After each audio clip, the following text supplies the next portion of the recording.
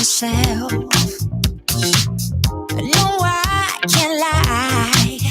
I don't want anybody else. Those happy days that we once knew so long ago, they still make me blue. I want you right now. If I could show you somehow how much you mean to me. If you could only see, baby, you know I don't want anybody else. No one but you. You make me feel the way I do.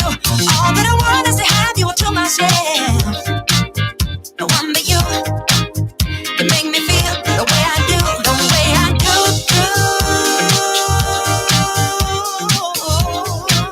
Listen, I hope you are up and ready to do this because I am. Good morning, everybody. Happy Memorial Day to you. That's right. We're doing a special Memorial Day show. You got me at least for the next couple of hours. And as always, I am prepared to talk about a smattering of topics related to people, politics, and pleasure. At the top of that list today, stop hating on brother Kevin Samules. Let him be great. Have you heard the latest rumors? Have you seen the latest images? Some people will stop at nothing to bring a black man down. We'll discuss this morning. 513-873-7134. That's just the tip of the iceberg, my friends. I come prepared to deliver superlative flows. There's numerous things I want to talk about this morning. Plus, I know today is a holiday. It's a 3-day weekend. A lot of people might be hearing this later than usual because you don't have to work. I completely understand how, during the work day, the show was a part of your work day, experience. I understand that completely. But hopefully you can get into it today. I'm back to do what I do. Good morning to you. How was the weekend? Man, listen, my weekend was so good. So good. And I'm expecting for today to be as good as well. Just got a chance to spend some family time, hang out with the wifey, hang out with the children. They are amazing. And that's pretty much it. Feeling good and ready to rock today. It's the Nathan Ivey Show on Memorial Day. But listen, I need you to do me a favor. In fact, scratch that. Do the world a favor. Do the world a favor and share today's show. Do the world a favor and share today's show, will you? Thank you so much. Good morning to you in advance. Good morning to you. If you are a Kevin Samules hater, you may not like today's show because I'm going straight for the haters this morning. Every time a black man try to do something, the haters show up and try to bring that black man down. When will it stop? If you don't know, Kevin Samules has a YouTube channel. He's very, very popular these days. He talks about relationships and male grooming tips and all kinds of stuff, fragrances, different types of shoes to wear, different types of man bags. Look at that image right there in the cover. What's the first thing that comes to mind? A lot of people have pointed this image out to me and said, you know what? This image right there tells me that I knew something was wrong about this dude. I knew something was up about him. I'm thinking, he's just getting his metrosexual on. Remember that term, metrosexual? That's all it is. Hey, fellas, would you ever rock a bag like that? I think it's the bag and the scarf or something like that. Maybe it's the way his hands or his thumbs are hooked onto his pockets. I'm not really sure. What would you do? You tell me. 513-873-7134. Good morning, good morning, good morning, and good morning. Now, if you don't know, let me tell you the multiple ways that you can interact with the show. Okay, this show is both audio. For my audio files out there, you can check out the show and subscribe on the Spreaker network. Just do a search for Nathan Ivey Show. We're there. When we go live, you can listen to the audio there for free. You got to download the app. Do you have to download the app? I think you can go straight to their website. I think it's been a minute, but they got a free app you can download. There might be some other shows that you want to check out on Spreaker as well. Also via the TuneIn app, TuneIn. As a matter of fact, if you go to nathanivey.com, I got links to all of these different places on my website. You can go straight there. But to finish the thought, TuneIn, TuneIn app. Okay. And you can check it out. You can check out the show there. It's an audio only platform.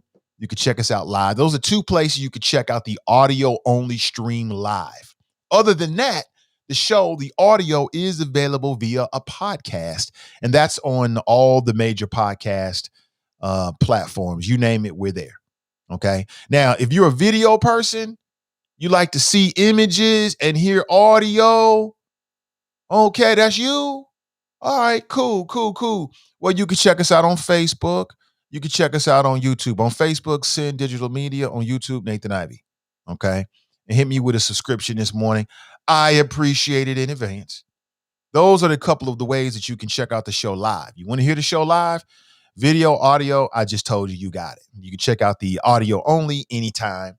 And again, this video on Facebook is available even after the show. So if you missed the show or you want to chime in later, you can also, by chime in, I mean you want to check it out later. You can always do that. Good morning to you. Good morning to you. Good morning to you. Good morning to you. And good morning to you. Black Rush is in the house. He writes, good morning. Happy Memorial Day to the fallen and those who have served our country with honor and integrity, like Staff Sergeant Terrence Allen Braxton. Absolutely. I want to echo all of that.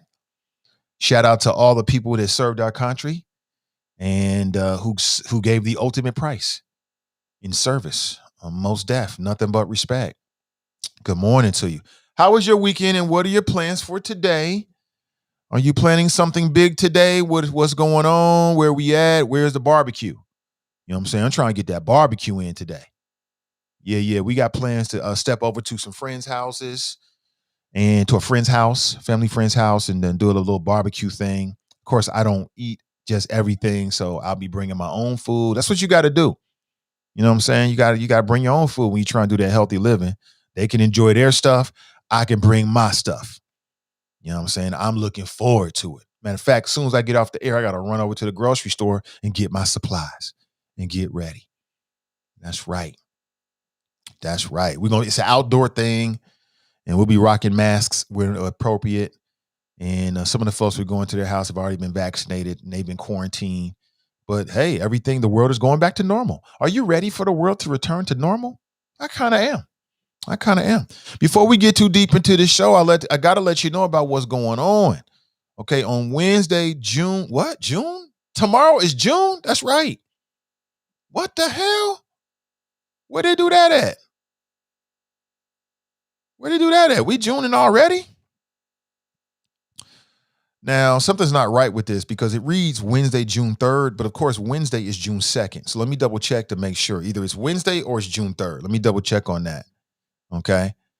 But I believe it's Wednesday, and it just got the June as part of it is wrong. On Wednesday from 6 p.m. to 7 p.m., Black Landscapes Matter Town Hall. They'll be discussing the Cincinnati gun rage. What's the impact?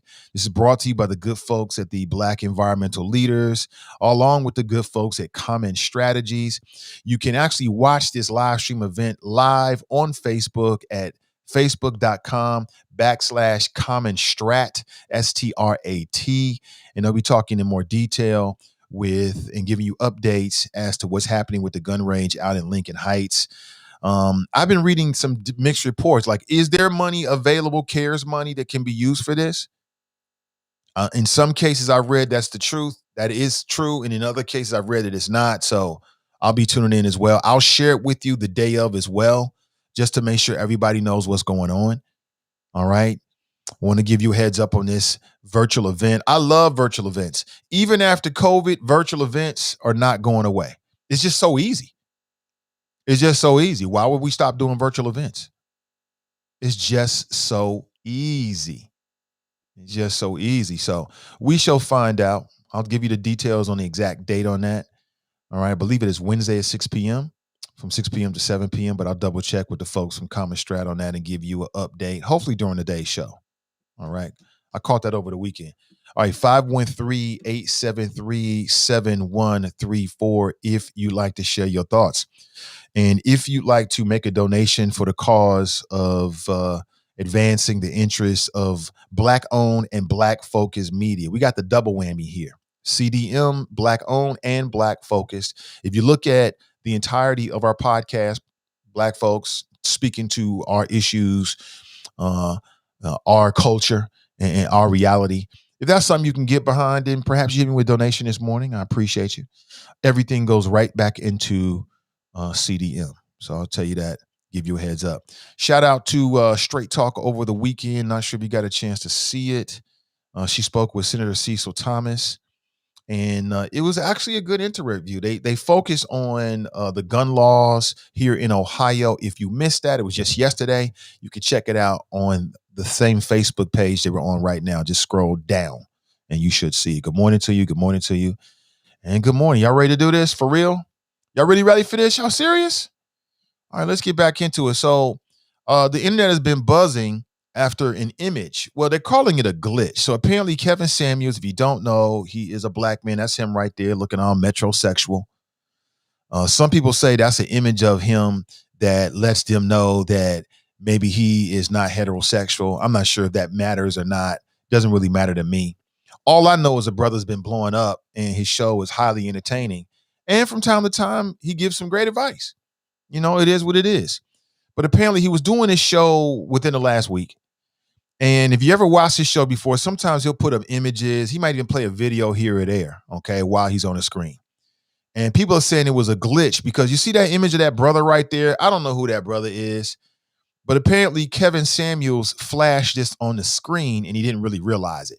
Apparently he was talking about something else. And then the image of this came up and you can see this man laying in the bed.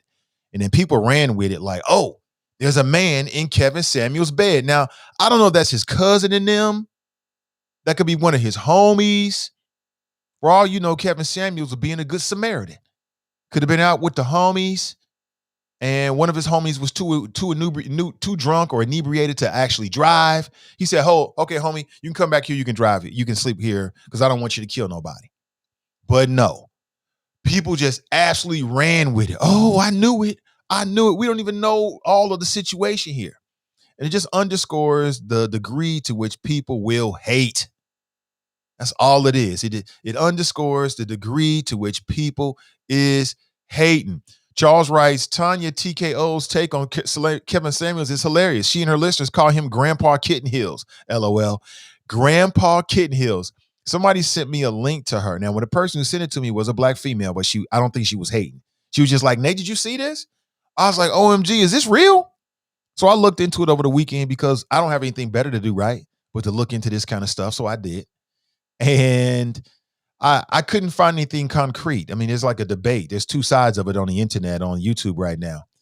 And the way the internet works is like they'll jump on anything that seems to be moving in the right direction. So there's a lot of people putting reaction videos out and things like that. And I did some checking. I wanted to see what I can find. I think I found the original video and I'm like, I don't know what I'm looking at. I don't know if this is a man in his bed or not. I have no idea. Like I said, this could be his cousin in them. Like, believe it or not, maybe he was just being a good Samaritan. I don't know. But then I did more checking. I was on different Facebook sites and Facebook pages and websites. And a lot of people was talking about this image and some of the photographs that this brother posted. And it was kind of like, look, I knew he was gay, that kind of thing. And I'm like, okay. I'm like, where is all this energy to try to discredit this brother? And if the brother was less successful, people wouldn't care about it. I'm just saying. Queen writes, all I know is Mr. Kevin sounds very superficial. Well, you know what, Queen? You might be right about that, but the world is superficial. There's a lot of superficial people out here. The world is superficial. It's not just Kevin Samules. It's the world. It matters what you look like, all that stuff on the surface. It matters.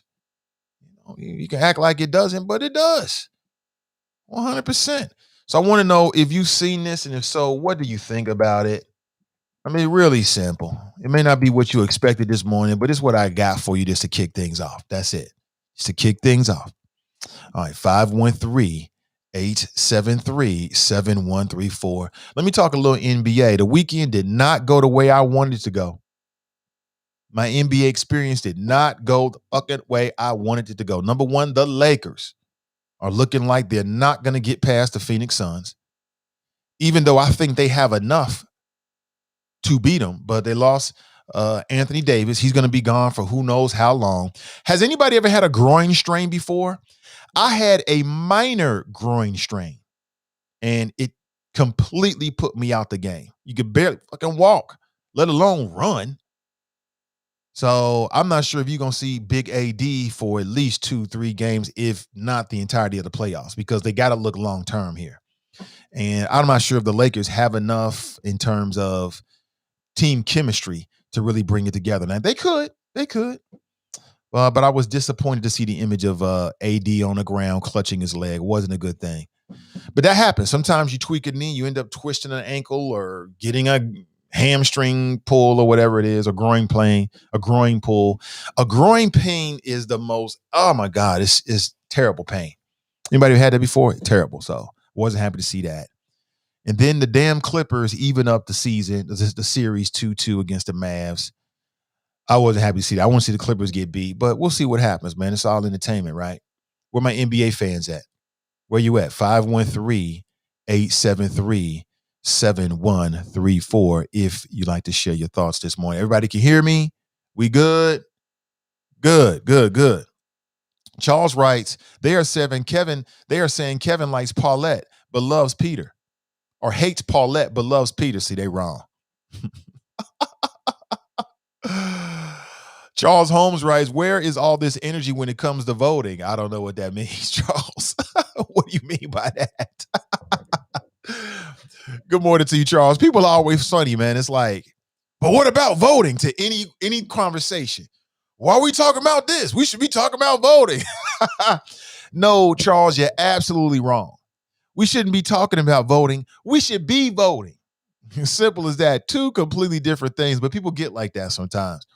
I remember I posted something about I think it was about I don't know what it was about. It was like a comic or something. People was like, we should be talking about voting. I'm like, well, you go talk about voting on your page. I'm gonna talk about this right over here. If that's what you want to do, you go right ahead. Believe me, Charles, when it's time to talk about politics, nobody does it better than us here right here. We get to the bottom of it. And we might hit some of it today as well. There are some interesting things that are happening. I'm telling you, there's a lot of really upset people about the I'm gonna tell you one thing, since you brought it up, voting. It's gonna be really interesting to see what happens with city council. It really, really is. And I say that because this is setting up to be a very interesting dynamic between the Democrats and the charter rights. Okay, so the Democrats have now, and they didn't put it out, as I understand it got leaked. And I think we'll find out within the next week or so who the actual Democrat candidates that are going to be endorsed by the Democrat Party, or candidates that are going to be endorsed by the Democrat Party, are going to actually be. I know there's been a recommendation. Man, somebody sent me a whole list of everybody on the committee. And this will really upset people about the fact that Michelle Dillingham got snubbed. That's the way you look at it. I know I've been hearing some things about that, and so maybe some other folks as well. I mean, I get it. You know what I'm saying? It is what it is. But now the charter rights have their own list of candidates as well, and some of them are very interesting. So it's going to be really interesting to see the fireworks, right? Who actually gets on city council. And if I had to be honest with you, if I'm looking at, and again, I don't know if this is going to actually be, and I said this already, I said it last week, but if I'm looking at what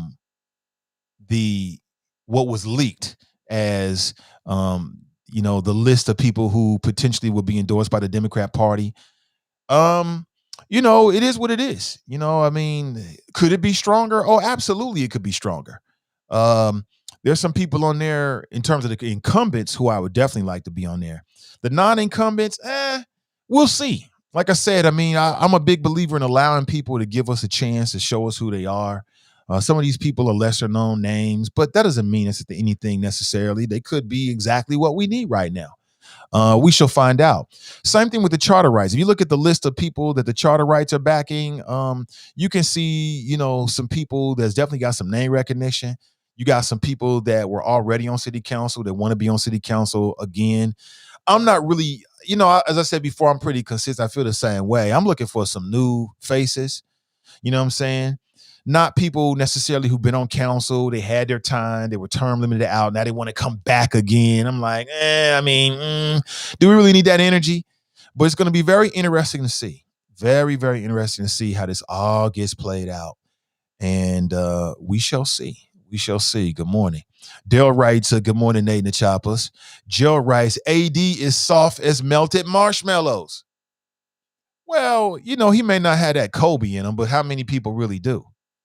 But a growing pool, I'm just saying, even a minor growing pool can take you out the game, period. Like I said, I was just playing recreationally around the city and had a little bit of a growing pool, just a little bit. I was out for at least a month, couldn't do nothing. And so we shall see. We shall see.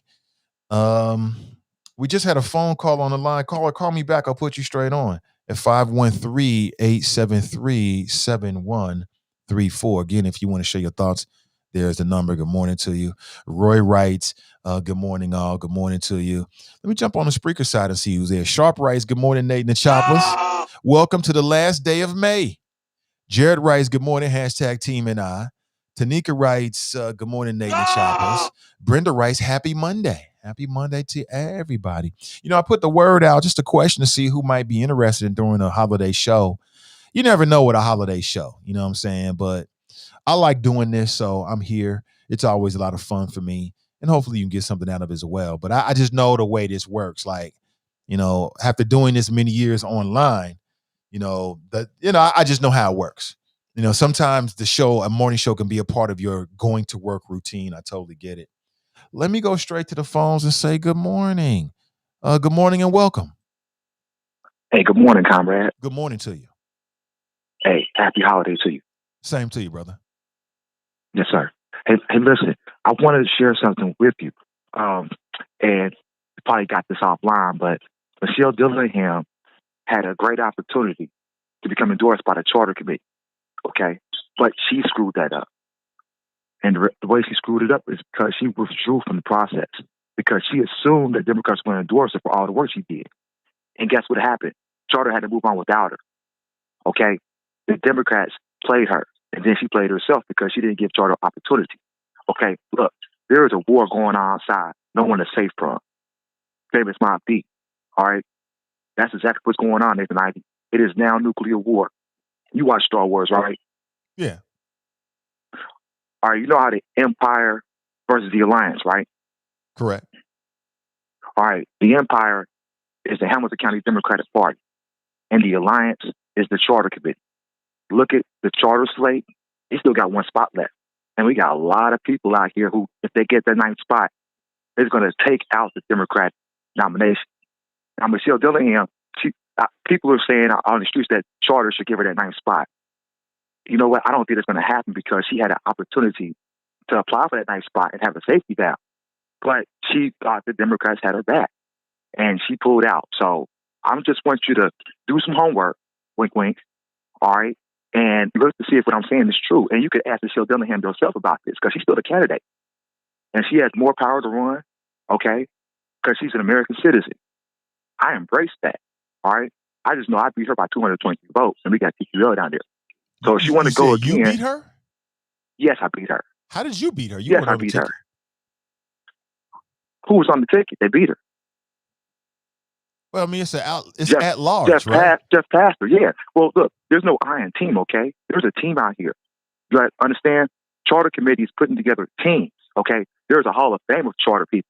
I'm going to send you the pictures of the Hall of Fame. They all knew that if this ever came to this, the Democratic Party turning the Boss Cox machine like P.G. Sittenfield, we was going to form Voltron on them, all right? So now the Charter Committee's formed Voltron, and this game on to November. Do your homework and talk about it. It's really important because this only happens once every 100 years. Okay? Right. Have a good day, sir. Let me ask you a quick question before you roll. You still there? Oh, he's out. My question is, which is more valuable, the Democrat endorsement or the charter right endorsement? Like in general. I mean, I know it comes down to the individual candidate, but which is more valuable? Which is going to give you more, potential votes? So he said there's a war going on and no man is safe. That is Mobb Deep. Between the charter rights and the Democrats. No, we'll see. We'll see. Hold on, let me go to the charter right.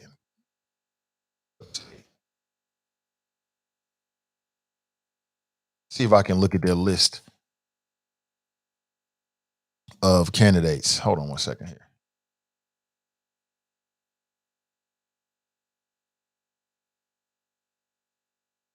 Like, if you live in Cincinnati, do you care about what either of these parties in who they endorse? Does that matter to you? If so, if it does matter, who would you think this is the correct site? Yeah, here it is. On their website right now, it's chartercommittee.org. Platform there, who we are, election 2021. Okay, so here are the charter right endorsed candidates: Kevin Flynn, Jackie Frondorf, Bill Frost, Steve Gooden, Gallon G. Gordon, Cam Hardy, Liz Keating, Jim Tarbell. Like, I mean, there's some names that jump out to me, and then there's some names that like jump out to me in a bad way. You know what I'm saying? So you telling us, Black Russia, that we should get behind this slate and not the Democrat slate? I don't know about that. Kevin Flynn, I ain't feeling it.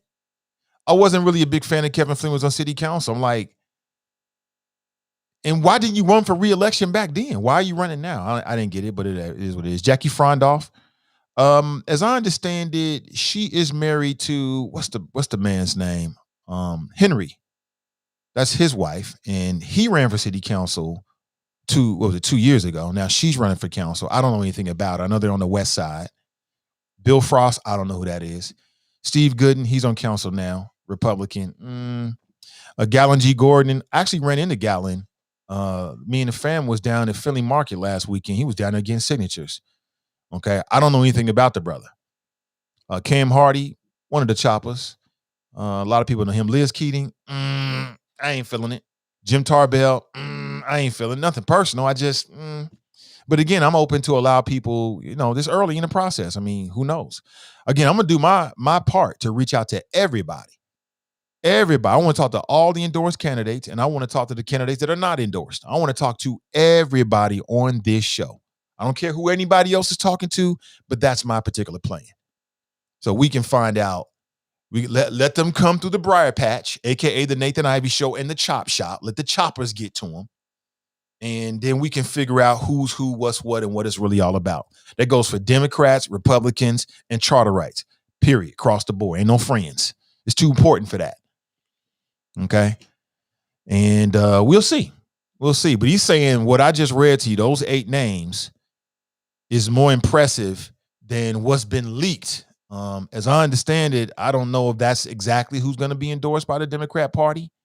Maybe it is, maybe it isn't. But he's saying that's better than what the Democrats have. We shall see. We shall see. From what I can remember from the Democrat, again, this was leaked, and I don't think any of this is set in stone. But so there might be some changes still. But the Democrats have a majority black slate, if that's important to you. In a city that's 42% black, in a city in which we are lacking black leadership representation, from what I can remember, the Democrats are offering a majority black slate. Is that important? You better believe that's important. But what we've learned is that just because you black don't mean you black, meaning that you may have melanin in your skin, but when it comes to fighting for equity, policy, intangibles, you on some dumb shit. There's plenty of black folks in this city in positions of influence, and they on straight dumb shit. You know it, and I know it. So we shall see. I'm gonna take a wait and see approach to it. I don't know yet. I want to give everybody an opportunity. I think that's the fair thing. Democrat, Republican charter right. And then as we learn more about them in the next, what are we going to June here? So we got what? 5 months? So then that's plenty of time. So the next 5 months, we'll get a chance to hear them on this show, on other shows, get a chance to see what people say, to different audiences, get a chance to see them in different forums. You know what I'm saying? CDM might even get involved with some forums, especially with the school board. You got 13 people running for school board. I need to know who these motherfuckers is. because I am not happy with the current state of affairs. And it's some people that could never get my vote off the tizzle. I don't give a damn what happens. I already saw you. I saw you in a moment of crisis. I know who you are. It is what it is, homie. But I think there are 4 seats running. Only one is open because Ryan Messer is not going to seek re-election. He came on last week and talked about it. And so there's going to be at least one new face, or maybe it'll be a new old face coming back or something like that on the school board. And we need it. And when it comes to the school board, we don't need no motherfuckers gonna get on there and do the same everybody else been doing. We need some people that are not afraid to stand up to the status quo, not afraid to stand up to the school board president, not afraid to stand up to the superintendent, not afraid to say and do what needs to be done for the people, and quit playing politics in the prestige game. I don't like what I've been seeing. It is not good for us. It is not healthy. It is not healthy. Motherfuckers sitting around talking dumb shit, don't know what they talking about. You gonna lead our school system? Oh, hell no. But again, I only have one vote.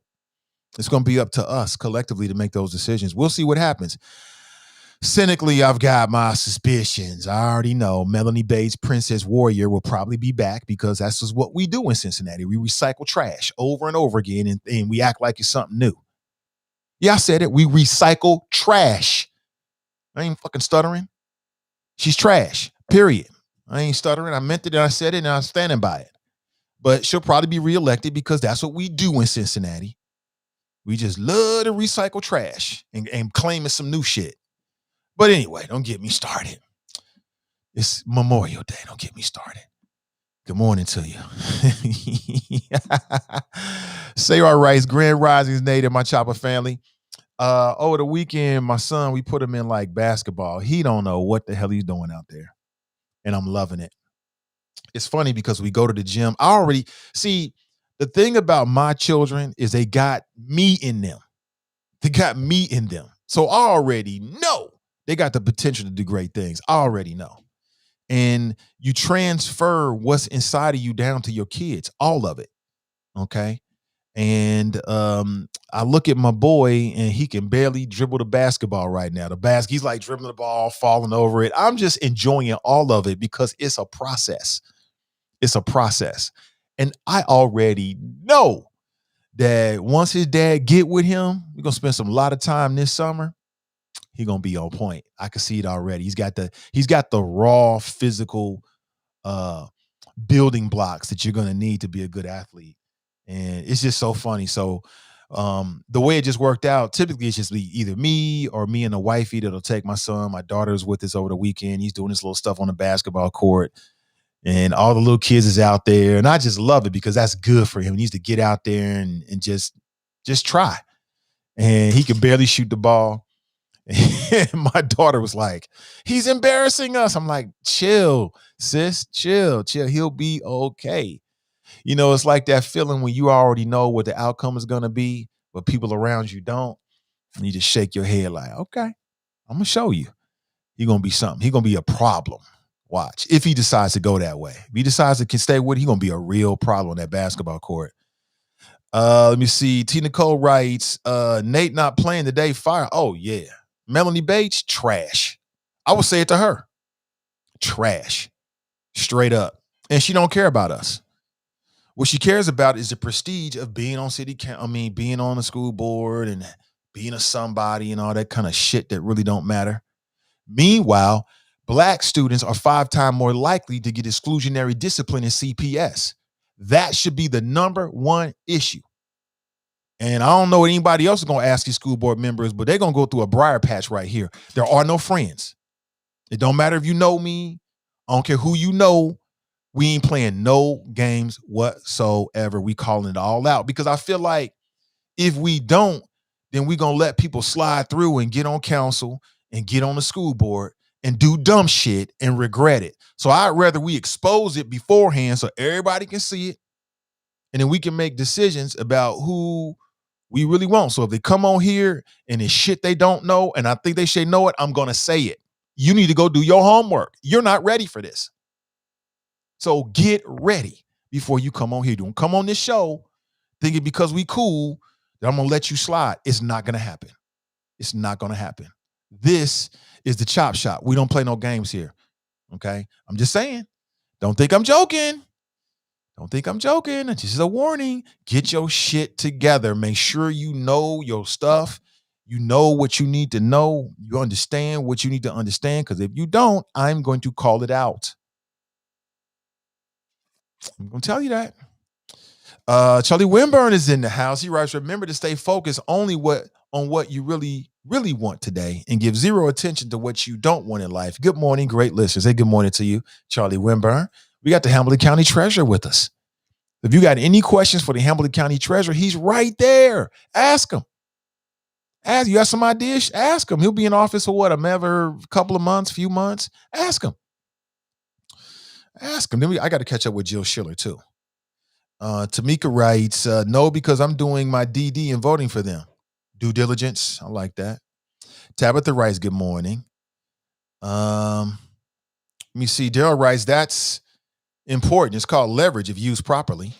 Black Russia writes, 3/4 Black council members under indictment. What has skin tone done for you at City Hall? ? Hashtag good government. Hashtag alt middle. I hear what you're saying, man, but so what? I mean, when white folks commit crimes, you don't say, well, you don't use that against them. So, yeah, Jeff Pastor, again, remains innocent until proven guilty. Tamaya Denard pled her guilt. I mean, that's individual things. But we still need African-American leadership on city council. Conscious, intelligent African-American leadership. Okay? We don't need no Sambos down there dancing around for massa. We don't need that. Sarah writes, oh, you didn't expect that this morning, huh? Well, welcome to the last honest place in Cincinnati media. They can do what they want to do. We're going to do how we do it here. Sarah writes, Grand Risings, Nate and my Chopper family. Good morning to you. Carmelita writes, good morning, Nate and Choppers. All gave some gave all. Today is in remembrance if those that gave all. Absolutely. Black Russia writes, charter committee looking at taking over school board too. Slate of 4 is very possible. Okay. Hashtag good government. Hashtag RIP Gabriel Taye. Okay. I'm with that. Jerome writes, good morning, Nate and the Choppers. Tamika writes, not recycled trash. She is. She know it. And she don't care about us. She already told us. I'm not ever getting over it. When somebody tells you who they are, believe them. I believe Melanie Bates, warrior princess. I believe her. She don't give a damn about the parents. She don't care about your grandparents during COVID. Just get your ass back in school because that's what she wants. Okay. I hear you loud and clear. Don't care about the parents. Don't care about the teachers. And y'all think this is leadership. Not for me. Sarah writes, Ozzie Davis and Mary Weinberg, Oli is running for school board. Okay, great. Okay, they can come on through too. Come on through. Let me see. Carmelita writes, I thought Mary's running for school board. She is a perfect fit for school board. Okay. TNT writes, we got stats. Absolutely. Black Russia writes, Mary Weinberg is running for school board. She needs to talk to the charter committee. Yeah, I'll say it again. Which is more valuable to a candidate? The Democrat endorsement or the charter right endorsement? Which is more valuable? Like, which is going to give you more votes? You know, I've been told that the Democrat, at least for council endorsement, is worth 8,000 to 12,000 votes. That's valuable. Because what do you need? About 27,000, 26,000 votes or something like that? Okay, I don't know. Sarah writes, I expect to get grilled when I come on that platform. I wouldn't expect anything less from the Choppers. You already know, bro. You already know, because I got to do my job. Or people be looking at me like, Nate, why are you slipping? I got to do me all the time. You know what I'm saying? Because that's what my audience expects from me. The Hamilton County Treasurer put his cell phone number. He says, come down and see me. There it is. So y'all got questions? Any questions that would pertain to the Hamilton County Treasurer's office? Boom. He's giving you his number right there. Give him a call. You might even have an idea. Shoot the idea past him. See what's up. Black Russia writes, Nate, you give PG Sittenfield a pass through. PG suspended Jan Michelle, who was appointed by PG, who cut Wendell Young. Black on black political violence. I mean, listen, I definitely understand why you're saying that. I definitely do. I don't feel that way. I think I was pretty consistent with PG and Tamaya and everybody else because it's how I actually felt. I actually felt about it, which is you're innocent until proven guilty. And if you are guilty, you did some dumb shit. And if you do the crime, you got to do the time. That go for everybody. It go for PG Sittenfield and Jeff Pastor and Wendell Young. It goes for anybody. But I'll say what I said again. I think that his case is different from the other cases. I think there's a lot of gray area there. We shall see. We shall see. The Betting Public Sports Show. Good morning, folks. Rothstein here. Okay, you changed it, huh? The Betting Public Sports Show. Okay, whatever you need. Let me see. The Betting Public Sports Show. Okay, that works too, brother. Yeah, I mean, you on point. I keep telling you on point with that. You are on the cutting edge with that, man, because Ohio is gonna legalize sports betting eventually, and you placed yourself in a good position. So hope you make a boatload of money with it.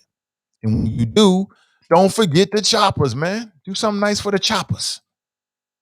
You know what I'm saying? Do something nice for the choppers. Get to the choppers. Yeah, good morning to you. Good morning to you. I remain completely unimpressed by the cicada apocalypse. I don't know if they fully emerged, but they seem pretty harmless to me. I open my door, I go on my porch, the cicadas are just sitting there. And I'm like, what do you want? They're just sitting there. They don't really do too much. They might fly here or there. They seem pretty harmless. The worst thing about the cicadas is as I'm taking my walks or driving, walking from my driveway to my home, their bodies and remnants of the cicadas are everywhere. And I don't want to track that shit into my house. Y'all know I got a slight OCD issue. I don't want to track that shit into my house. You know what I'm saying? Got bits and pieces of cicadas everywhere. The animal kingdom is having a feast. I can tell because there's like parts of cicadas all over my yard, like a wing here, a leg here, an eye there, antennae there. I'm like, what the hell? So the insect wars is a real thing. It's going on. It's a war out there, all right, against the cicadas. But in terms of it being a problem to human beings, I remain unimpressed, completely unimpressed by it. I'm like, where are the swarms? I'm just not getting what I felt like was promised to us. I want more. Where's the rest? Let me see. Good morning to everybody. Good morning to you. Welcome. Jenny writes, good morning, Nate and the Choppers. Good morning to you. Charlie Wimburn writes, like to come on soon, Nate, and give an account of my stewardship and what I've done. Thanks a billion. Oh, you already know. Open door. Let me know. Anytime. I'm going to get flack from the alt middle on this, but I still support Wendell Young and will not back down. Oh, for sure.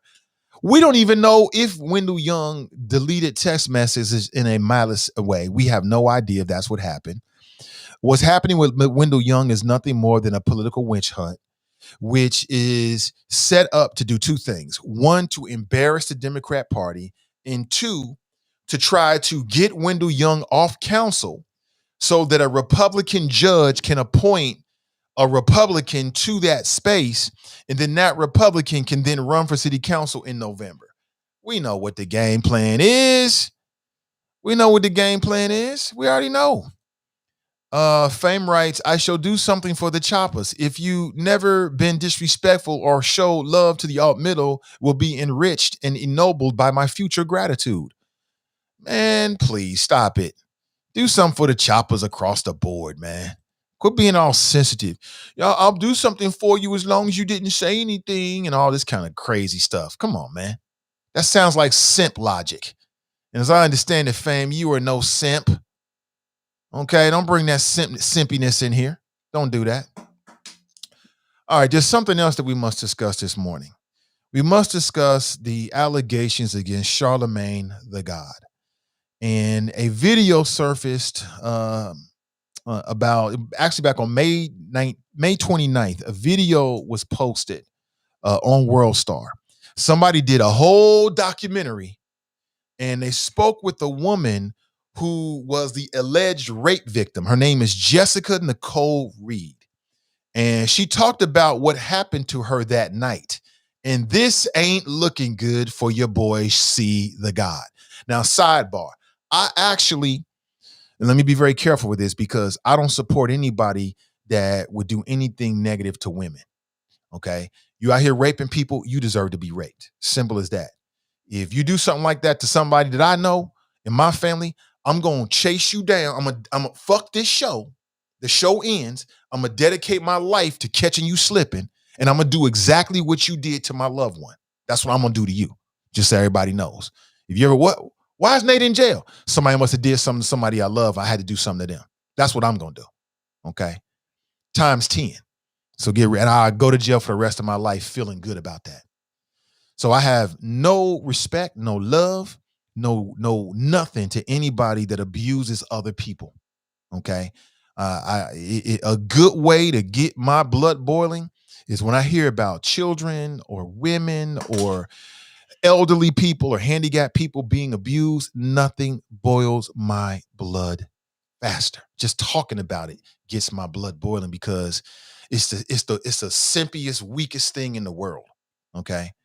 So I can't really roll with C to God like that because he's already kind of like admitted on some levels that he partaked in this. I do not understand a man who would drug a woman in order to sexually take advantage of her. I don't understand it whatsoever. I have no toleration for it. Y'all already know I had to disavow R. Kelly. I had to disavow R. Kelly when I saw that video of him urinate on that young girl. Was the end of it for me. Okay. Will this be the end of Charlamagne the God's career? I don't know because he's making a lot of money for iHeartMedia right now. You know, being a part of that triumvirate, 1/3 of the trio of the Breakfast Club, he's making millions upon millions upon millions of dollars. He's making so much money that he's got a special deal where he created his own podcast network. It's called The Black Effect. And I like it. I like what he's doing 100%. But if in fact what this young woman has said is true about C to God, he deserves to burn in hell for this, quite honestly. Am I being clear enough about it? I don't get down like this, period. I don't like it, not one bit. Have you seen this? If you haven't seen this, whoo boy, it is not for the squeamish. It is very difficult to watch. Very difficult to watch because you're watching this young sister talk about how, you know, she was befriended by this man and then she felt like, you know, she went to a party, got drugged and some bad things happened to her. And I'll be honest with you, I believe her. I believe her. You know, you might not believe her, but I believe her because I just don't understand why anybody. Millions of parents are saying yes. Hold on one second. I just don't understand why. No. We had Allegra's not paying me, so no, we're not promoting you. But I just don't understand the mentality. I really don't. I don't understand the mentality. I don't condone it. I don't get down with it at all. Okay. Have you seen any of this? What happened? Hold on. Let me play this back for you. I can't play you all for this. Only about 18 minutes long. I'll post a link for you. You can check it out for yourself in its entirety. Hold on. Let me post a link for you. You can check this out. We got to talk about this because it's what we do. You know, it's what we do. Let me put the link in the chat for you. You can check out the entire video if you decide to do something on Memorial Day. But this, I don't know who made this documentary, man, but ooh boy, it ain't making your boy Charlamagne the God look. I know somewhere he is hot. He is hot because somebody coming for him. And let me just say this. If you've been the victim of assault, sexual assault, you deserve to have your day. You do not have to internalize this. You didn't do anything wrong. Even if you might think, well, I put myself in this position. I went to a certain place. I went to this person's house. I was at this party. I was drinking. You do not deserve to be abused. Nobody deserves that. And male or female, because there's men out there that have been sexually abused as well. And then they get in their feelings about it. You know how cruel this world can be. You know, sometimes people say things like, why you wait so long to say something? It's because they was traumatized. That's why. So typically I tend to favor the victims when people go forward because coming forward and saying something like this is hard to do. Who wants to admit that somebody else took advantage of you? Nobody. That's a very hard thing for a human being to admit. So I'm going to play a little bit of this and I want you to tell me what you think. This is the woman who alleges that she was sexually assaulted by Charlamagne the God when she was a minor. Check this out. Today I'm here to talk about what happened in June 2001. A lot of you have heard Charlamagne's story, but today I'm here to set the record straight about what really happened that night.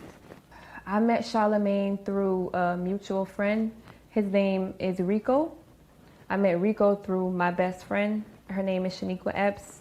The night I met Charlamagne, Rico and I were hanging out. He told me he had some business to take care of and he had to stop by the radio station, Z93. So where I'm at right now, standing right in front of what used to be Z93 radio station, here is where I met Charlamagne. Like I said previously, I was introduced to him by Rico, who was a mutual friend of both Charlamagne and mine. Charlamagne worked at the time as a radio DJ. He introduced us. Rico introduced Charlamagne and I sat down. Rico and Charlamagne were discussing music. I kind of sat back while they talked. We left the station, and about 2 days later, Charlamagne called me. I'm not sure how he got my number because I didn't give it to him, but I'm assuming that Rico gave him my number. At the time I met Charlamagne, I was 15 years old. He told me he was 20. Just finding out recently he was actually 22 years old at the time. Our relationship was strictly platonic. We were friends and only friends.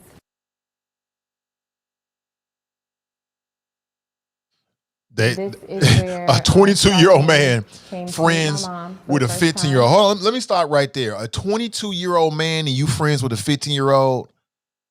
I mean, when I was 22, I didn't have no 15-year-old female friends. All my female friends was at least 18 or older. 22 and I'm friends with a 15-year-old? That shit don't even sound right. Like, raise your hand if that make any sense to you. When I was 22, I was in college. I was chasing college girls. College women, should I say. Good times. 15? It wasn't even possible. Like, what at 22, I'm in college. What in the fuck do I have to talk about with a 15-year-old child? My daughter is 15. It just never could happen.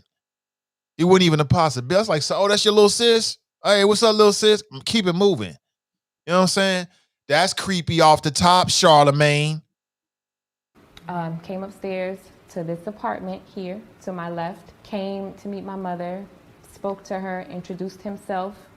And on that day, he took me and my best friend out to lunch to a Chinese buffet. I knew him about maybe, I want to say a month and a half before the incident.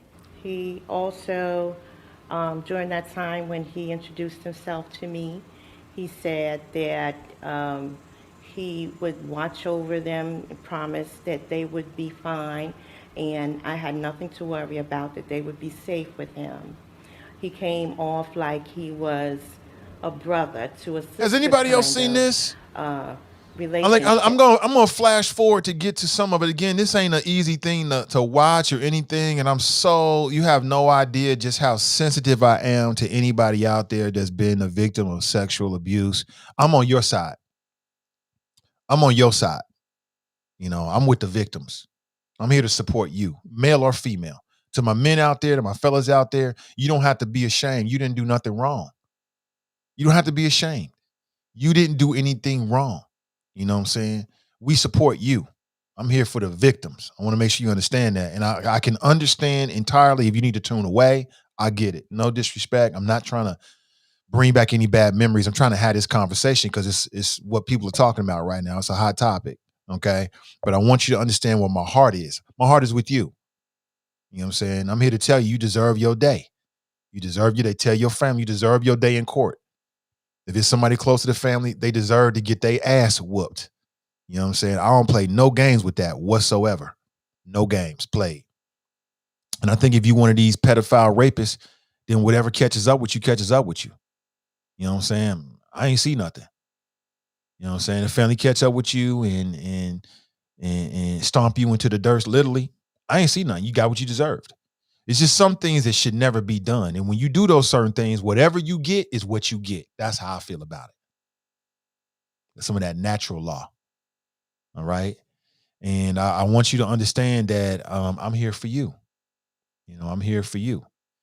And if that's touching you this morning, I mean that very sincerely. But I can understand how this could dredge up some feelings. That is not my intention. I'm just having a conversation about a hot topic. And I want to get your thoughts about this. Have you seen this before? What do you think about this? Have you heard this before? Let me flash forward just a little bit as she tells more about this story. At some point, I'm not going to play all of it because it's 18 minutes long, and I don't want to take the whole entirety of 18 minutes to show it.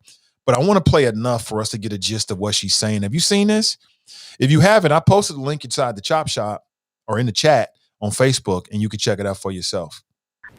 He went in the kitchen, made a drink for me.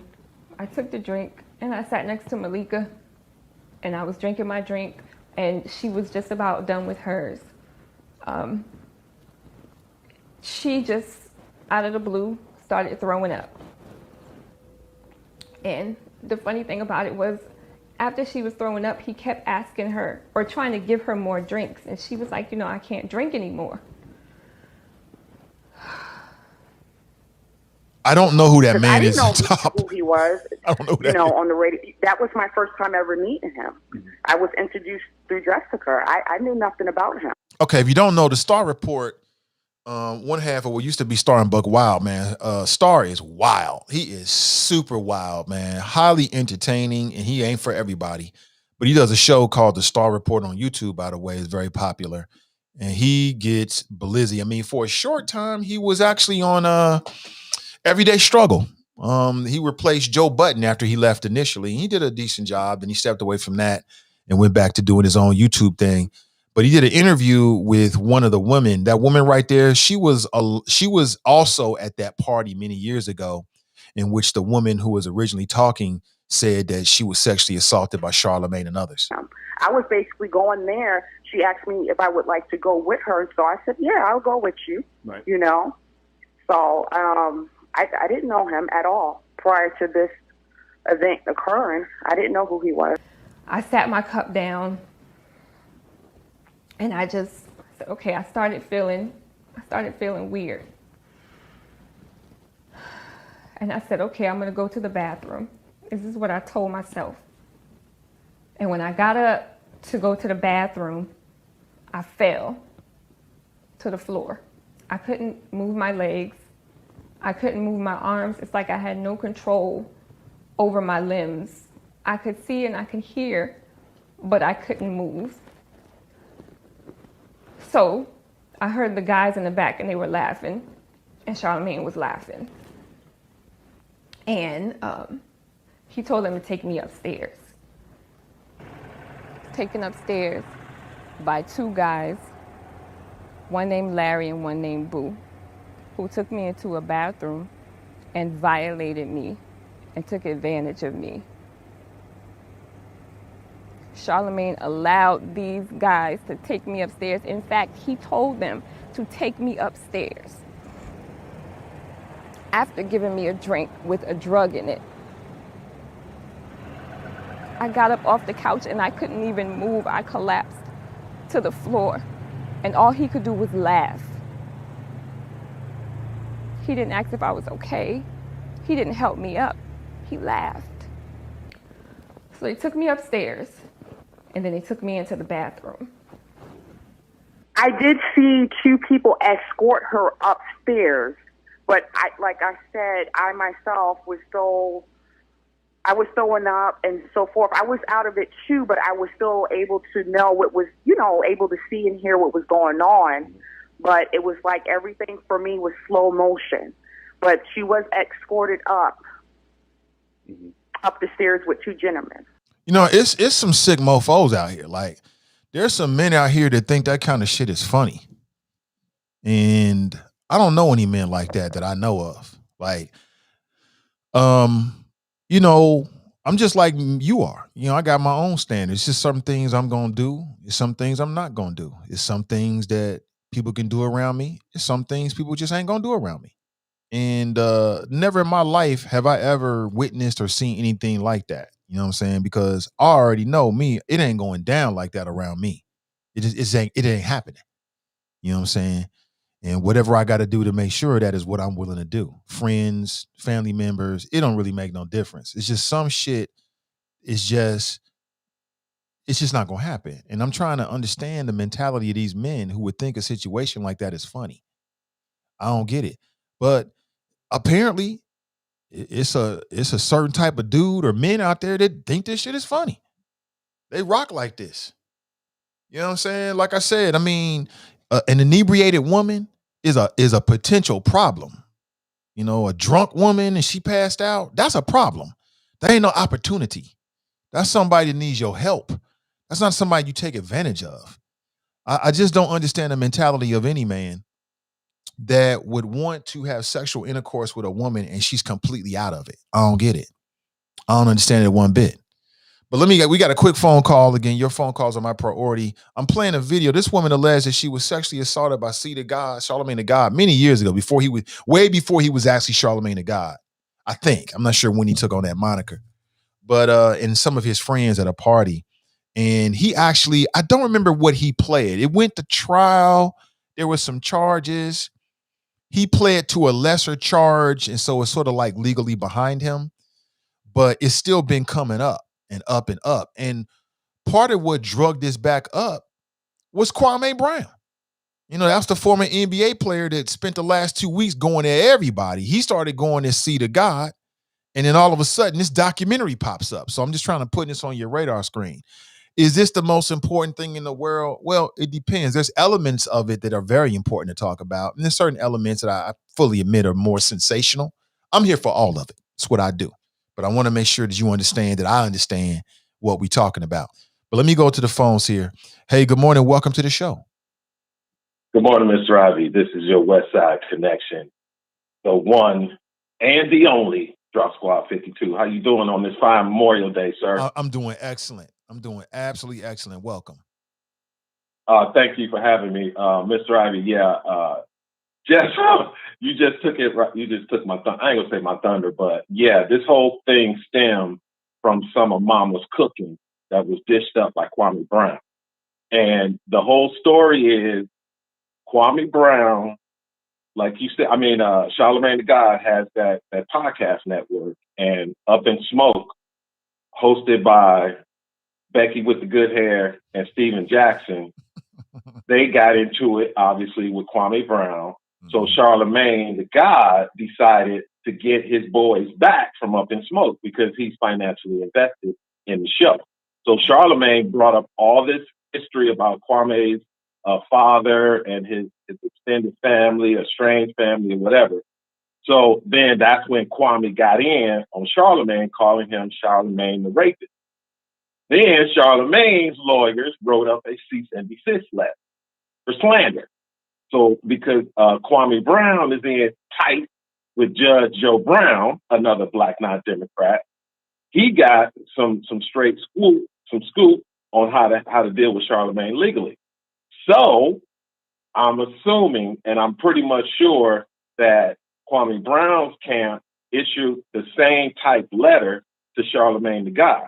Because I don't know if you're aware of this or if you ran across this when you were doing your show prep for this story about that young lady, that Charlamagne the God issued an apology to Kwame Brown. Did you hear that apology, Mr. Ivy? I didn't hear it, but I'm aware of the apology. Yep. Okay. Well, right now I'm on my setup, and you know what I'm working with. So if I play the Charlamagne the God apology, it's only like a minute. It won't affect you, right? Because Charlamagne released it publicly. Yeah.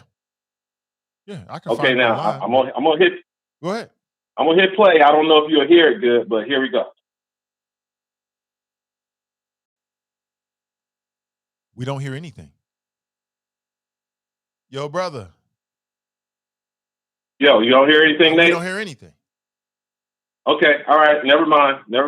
I didn't have it all queued up ready, but it's out there. If you go to my Twitter feed, the Black Not Democrat Twitter feed, it's all there. Charlamagne apologized to Kwame Brown and his family, and he claimed that he talked to some of the people back in the town, and maybe Charlemagne, like you said, Mr. Ivy, he could be in big trouble behind this because of that young lady who did that documentary. And I saw the whole thing, Mr. Ivy, and then right after that, Charlemagne comes out with this apology. So it all stemmed from Mama's cooking, and it all stemmed from another black man trying to tear down a black man's character because he went against the grain. He spoke out against the well, I'm not even gonna say it, but this is what happened when Kwame Brown said, "Enough is enough. I'm not gonna step back and let these fools talk about me, destroy my family." So he let Charlemagne the God have it. And I think you're right, Mr. Ivy. As long as this story continues, because Kwame Brown, he did an episode with Judge Joe Brown, and I think it's up to 1 million views right now, Mr. Yeah, I Ivy. saw some of it. So Judge Joe Kwame Brown was, ain't going was on nowhere. another one. Oh yeah, so you know Kwame ain't letting up.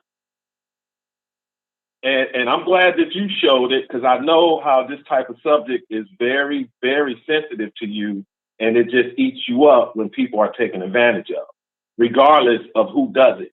You know, because it's sad, Mr. Ivy, that Charlemagne the God gets a pass from the Me Too movement. It's almost like Kwame Brown is like, nah, bro, you can't be talking about people when you got skeletons in your closet. So, again, Mr. Ivy, great topic. It is very sensitive to a lot of people. And shout out to this young lady. I hope she's getting a lot of support from the community and prominent people to support her.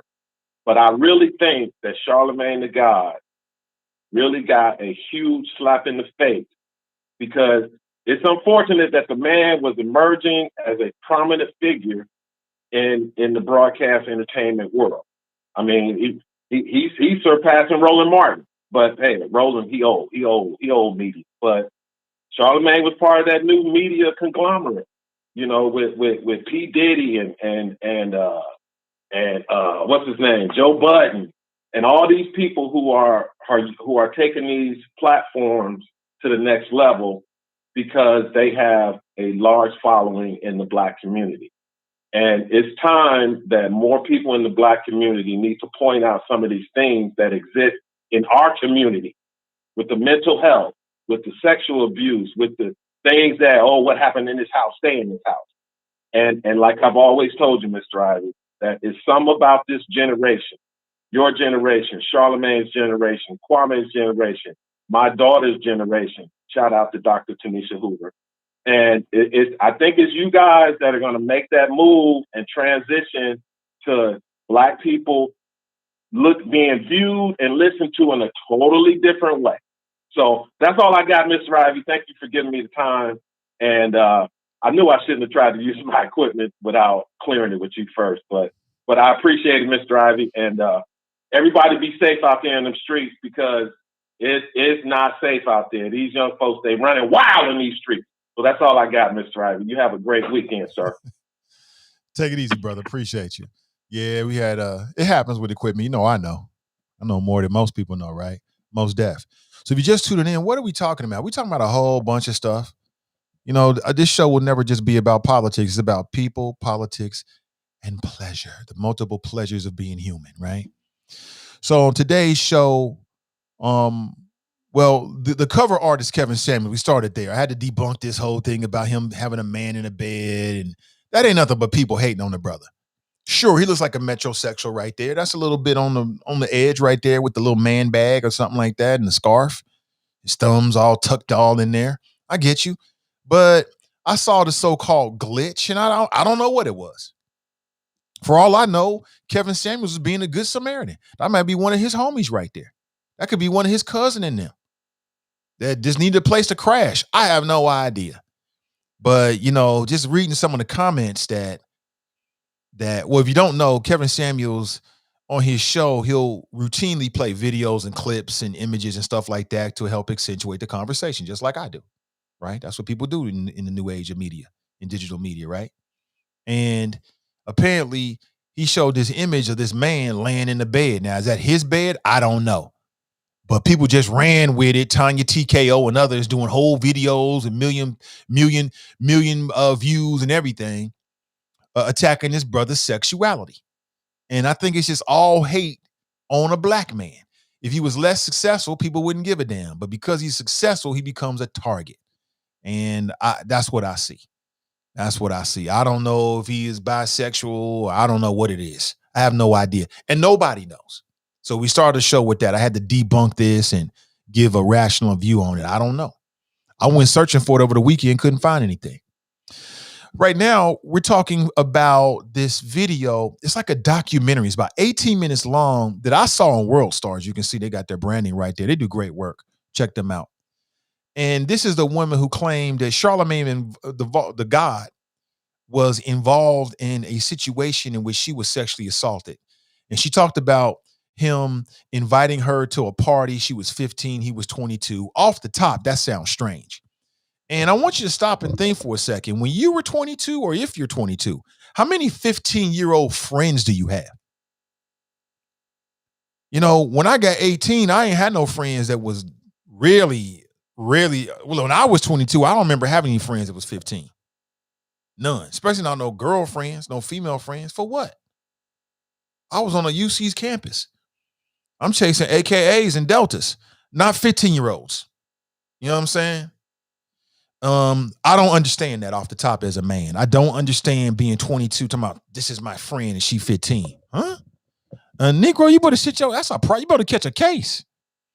Nah. Maybe 27. Maybe I get lucky she was 35. You know what I'm saying? She like them young. That's cool. 15, hell to the nah. So that's strange off the top. But let's pick back up with her story. And again, I fully understand there might be people out there that have their own experiences. I support you. I'm on your side. I believe this sister. Look at her face right there. That's pain. I believe her. I don't think anybody comes forward and tells their story in a situation like this unless it's true. Now, some of y'all might say Bill Cosby. Now, we already know that some of them women was lying and they came back and admitted it. But that doesn't mean that every woman is lying. And for people who say, well, why didn't you say something? That's because who wants to admit that they were sexually abused or sexually assaulted? Who wants to admit that they're vulnerable? We hate to admit being vulnerable on surface and superficial levels, let alone something like that. So I completely can understand that. It's a traumatizing event. If you need to tune away and come back in a little bit, cool. I completely understand it. But I do want to continue the conversation a little bit, all right? So I'm going to hit play and continue to tape. Okay. They took me upstairs and took me into the bathroom. And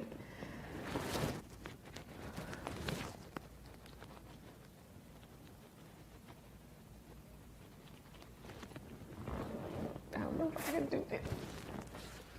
They took me upstairs and took me into the bathroom. And they had my arms like this. One was here and one was here.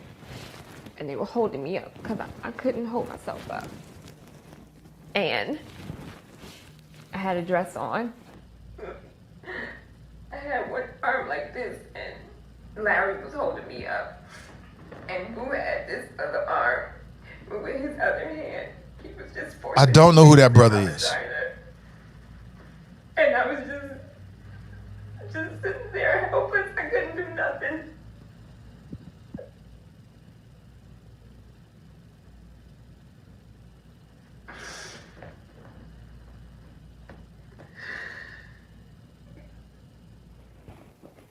I cannot do this.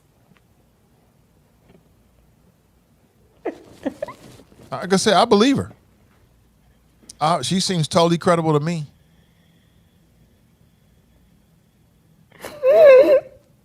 This is hard to watch. I can't. Okay, I can't watch that. At any point were you in the room? I don't want to see anybody suffering. So I know you don't want to see that. It's very difficult, but I want to continue the conversation. And I think that these conversations can be very, very difficult because it's so real. You know what I'm saying? This is such a real life type of thing. But I'm wondering if what this is going to mean for Charlemagne the God. You know what I'm saying? Like, We'll see. Like, what I do know is that he's making a lot of money for iHeartMedia, and in our culture, if you're making money for a big time media company, they want to keep making money for you. Unless you do something that directly affects them, they're gonna keep that money train coming in. I get it. And the Breakfast Club would not be the same without him. They couldn't take any of them out and replace him with somebody else. It just wouldn't be the same. It wouldn't be the same. But I don't know. What do you think? What do you think? Tony Rice boils my blood. Let me see. Dale Rice, I had to come back in. I understand. Cash writes, I don't understand how an unresponsive, immobile woman would even turn you on. She can't move, can't get involved. That's for dudes who are insecure and not used to getting any. That's for some of these people out there that it's a power thing. Like, rape is about power, it's not about sex. No matter how it happens. And so that's why I said Cosby was a sicko. He was a sicko. You know, you want her to be completely unconscious before you do what you do. What's wrong with you? Good morning, Kathy. Good morning to you. Let me see. Glenn writes, drop needs an external speaker. Hang up on this fool. Black, not a DJ. Apparently, you are funny. He said black, not a DJ. That's hilarious. Black, not a DJ. Brent writes, Kwame and Charlamagne has the potential to play out like Hannibal Buress and Bill Cosby. It could. Daryl writes, Kwame is not surpassing Roland Martin. Stop that drop. No, he's not surpassing Roland Martin. No. Roland's on another level with it. He's been doing it for a long time. Letty writes, good morning, Nathan Ivy and the Choppers. Good morning to you, Letty. Good to see you. Anthony writes, and good to see you, Anthony. He writes, I know people won't like it. Just have to ask as a parent, why let your child go with a grown-ass man you don't know?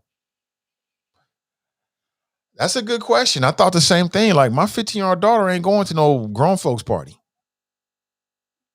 She ain't going to no party where there's people that's over 21.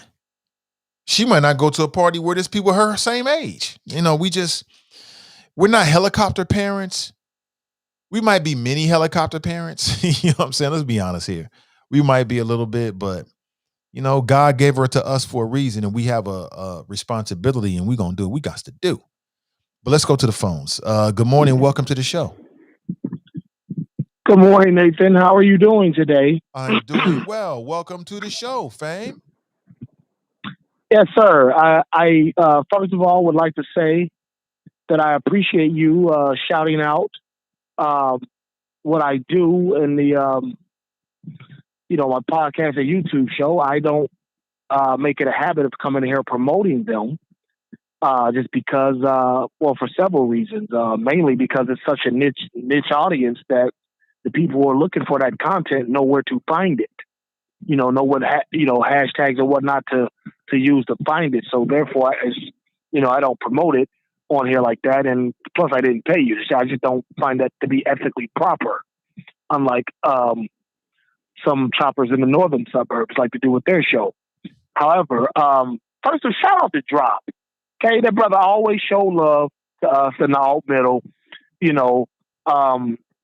My man Clue, I love Clue, but he be taking shots at Drop, the affiliate. Like, we can't have that, Clue. I need you to stop that, or we can go battle. I know you rap. We can go take it in a bathroom, in a parking lot somewhere and throw some bars at each other. If it's all that to you. But I'm with Kwame Brown on that. And I said that a week ago. Like, how are you 22 catching a reduced charge with a 15-year-old female? That doesn't add up to me. I don't care if you got a reduced charge or not. You shouldn't have been in such a compromising situation with a young woman. Like, like you said, when I turned 18, the same way I was at UC, there wasn't even no cute young girls from high school that I was like, oh, yeah, I need to go back and holler at shorty. You know what I mean? It was like, okay, it's on the women now. You know what I'm saying? So I'm with that. But I want to thank you for doing a show today. I saw the message that you put out asking, should you? And I'm, like I said, I'm glad you did it, but I'm actually kind of disgusted anyway after I saw, what's her name show? Edna Howe. Not her. She's a great, dignified, local Media personality. She's incomparable. Not at her. I'm mad at the dude she had on her show, Cecil Thomas. As you know, I've been chasing him down for 2 years, trying to talk about what I do, the sports gambling. And the dude will not return an email nor a phone call, even though I'm black in his damn city. I'm not his exact constituent, but I've sent out the emails to Lou Blessing as well. Neither one of these poopy heads want to return emails or phone calls. And and I get disgusted every day I send one, and a day goes by where it's not returned. So therefore, given the way media works today, Cecil Thomas is about to get this mother flipping work on the next video when I synthesize the whole Ohio saga involved with this topic. I'm gonna light him up. Like he out at 2 a.m, for the George Floyd protest, but he can't talk to a constituent directly. Other politicians do. You see, I had the white lady, Bridget Kelly. Had her. I've had Terrence Craxton. I've had other, local politicos on my show. But the colored man who ruined the lives, at least in the short term anyway, of many a young black male in this area, won't talk to a younger black male about something that us grown folks can enjoy that's going to bring resources or a chance to get monetary resources to the community. I'm disgusted at the guy. I think he's a fraud, an elitist. It's very disrespectful that he won't even return an email, or his office, or whoever. And he's the guy. When the guy from Canton area proposed the most recent bill, who was flanked over his left shoulder? Cecil Thomas. You know what I'm saying? It's like you owe us a conversation, bro. And you owe it to anybody who's willing to, any constituent who's willing to talk about it, be it Lincoln Ware or at the house. So what? You don't know me like you know them. The least you could do is return a goddamn email. That's all I ask. You know what I'm saying? But either way, whether you return it or not, now you set yourself up. Because I can be unfiltered on my show. I have no subscribers that I gotta, watch this, keep the family image. No, because this ain't a family thing. You gotta be 21 and over. So I'm about to light you the hell up, Cecil. You've been begging for the work, and now you're about to get it because you want to be disrespectful. You know what I'm saying? That's the beauty of YouTube and social media. We don't have to go through your press people, your communications department or whoever. We can just go out there and start talking greasy about you and have an audience. It's not like back in the day where if Channel 12, Channel 19, or even, your former employer don't do the interview, we don't hear about it. No. It's not like that, Cecil. So I would, just like to say before I go, Cecil's an asshole. Pardon my voice. I know it's cracked up, but, I was engaged in something over the weekend. But yeah, pardon my voice. But yeah, I'm going at him. I'm going to let the world know about this guy. What kind of black politician treats black constituents like that? Again, I'm not necessarily in his district, but I am a black Ohioan. And how dare you be so elitist? You understand? So that's all I got for the day, light day. We'll kick it. I'm sure we'll kick it again sometime this week because you'll say something wild that I have to clear up to the people. And, it's been real, Nathan. I had fun. And we'll chat again this week. Be well. Oh, goddamn. Oh, oh my God, that man is hilarious. He's like, he says Cecil. It's Cecil. All right, man. I mean, you listen, bro. It sounds like a Scusted episode. Let's do it. Keep them coming. Keep it coming. D Kit writes, there are some real creeps out here that prey on teenagers. I don't understand it. Oh man, Fast Pitch writes, hey, good morning, Fast Pitch. She writes, I was sexually assaulted when I was young. There are many reasons people don't report it. At the time, my son's dad sided with my would-be rapist. I'm sorry to hear that. I'm very sorry to hear that. I don't get it. I don't understand the mentality. And I think any man, any person that would do that deserves to be dealt with in the way that humans need to be dealt with. And, you know, don't let me, I'm just saying, whatever happens, happens. I don't have no tears, no sympathy for anybody that would do something like that. Family catch up with you. It is what it is. Graston writes, Cam Hardy is a black man sitting on the back of giants from the charter committee. They all have his back. Hashtag good government. Yeah, I mean, I think Cam Hardy's in a different place than a lot of candidates. I mean, I think he's got name recognition within the white community, within the black community, throughout the county. And we'll see how it works. We'll see how it happens. Anthony writes, humans are worse than COVID. I really hate the pedophiles that F with infants and babies. I would be the executioner for them. Cass writes to Fast Pitch, facts. There are a lot of reasons people don't report these things. Yeah. Oh, I definitely understand it. A lot of it is shame and feeling like people won't believe you, feeling like I might have done something that opened the door for it, so it's your fault. Feeling like you don't have the family support. Just being embarrassed. You know, I can understand that 100%. Let me see. Tiffany writes, he calls out Glenn for mentioning his podcast, but not Drop for mentioning his, right? Charles writes, you caping for the mascot?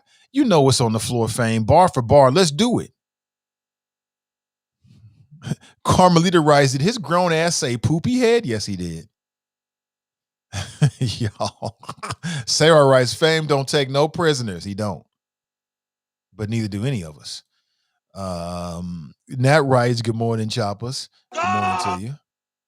Eventually, Charlemagne is going to face the young lady and her attorney. Either he is going to admit it, which I doubt, but he is going to settle and risk losing his show. He is about to go through some trials because it's going away. He's been exposed.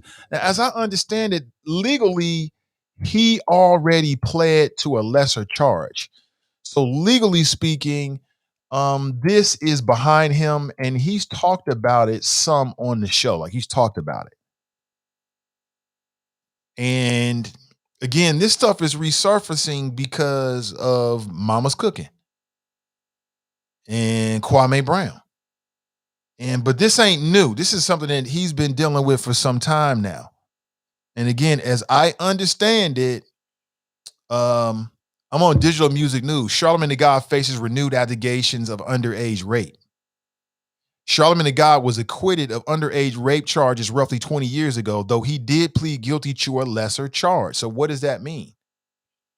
What that means is that he was doing something inappropriate with a person that's underage, period. And that's a no-no for me. That's a no-no. And like, how you put yourself in a situation like that? And,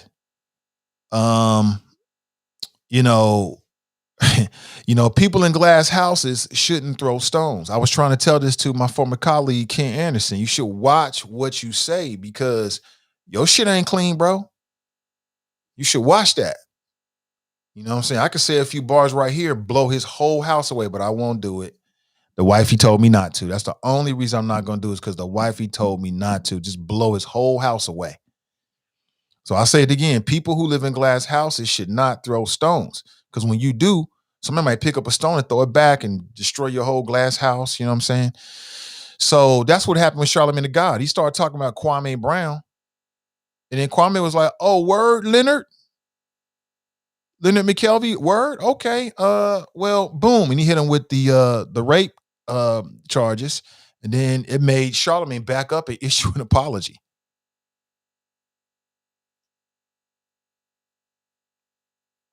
So I don't know what happened that night. All I know is the facts as they've come out since then. You know what I'm saying? I have no idea. Nate Rice spit the Ken Anderson slander. Nate, he got the ear.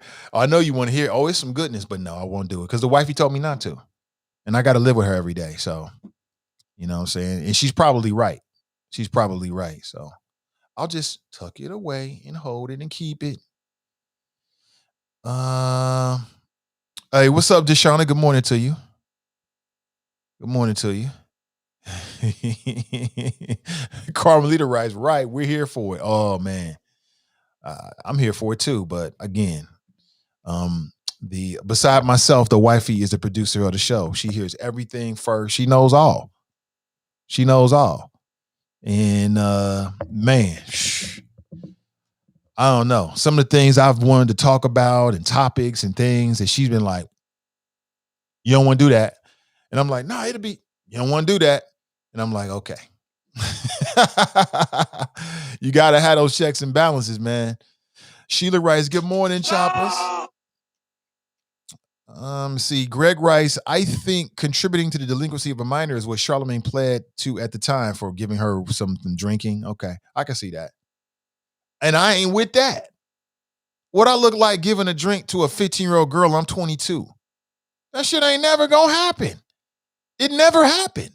Because when I was 22, which meant I was of legal age, I was hanging around people that was at least 21 years of age. You know what I'm saying? What I want to have, I'm drinking, if that's what I was doing. You know, I did all that like everybody else did. I was never a big drinker, and drinking was never my thing. Nathan, glad you listen to the wifey. You don't want to smoke with J. Kendall Anderson. No, I don't want to smoke with anybody. I don't want to smoke with anybody, but I'm just saying, people in glass houses should not throw stones. I don't live in a glass house. I don't give a damn what nobody knows or thinks they knows. I did what I did. I said what I said, period. It is what it is. I know people think I know your government. I don't give a damn what you know. So what? And makes no difference to me. All you're going to do is fuck around and help me, quite honestly, and don't even realize it. So I don't care. If you see me out and you like, is that? Yeah, mind your business. I don't care what you think, because I'm going to do me. That's just it. Brent writes, Nate, I thought you wore the pants in this family. Really? That's what you cook from that? So now I don't wear the pants in the family. See how we do with this old gender thing? I say that I listen to my wife when she gives me advice, and now you saying I don't wear the pants in the family. That's hilarious. Oh, man. Hey, what's up, Tiffany? Good morning to you. Good to see you. It's good to see you. It's been a minute. Oh, that's hilarious. So now I don't wear the pants in the family because I listen to my wife. We need to stop, Brent.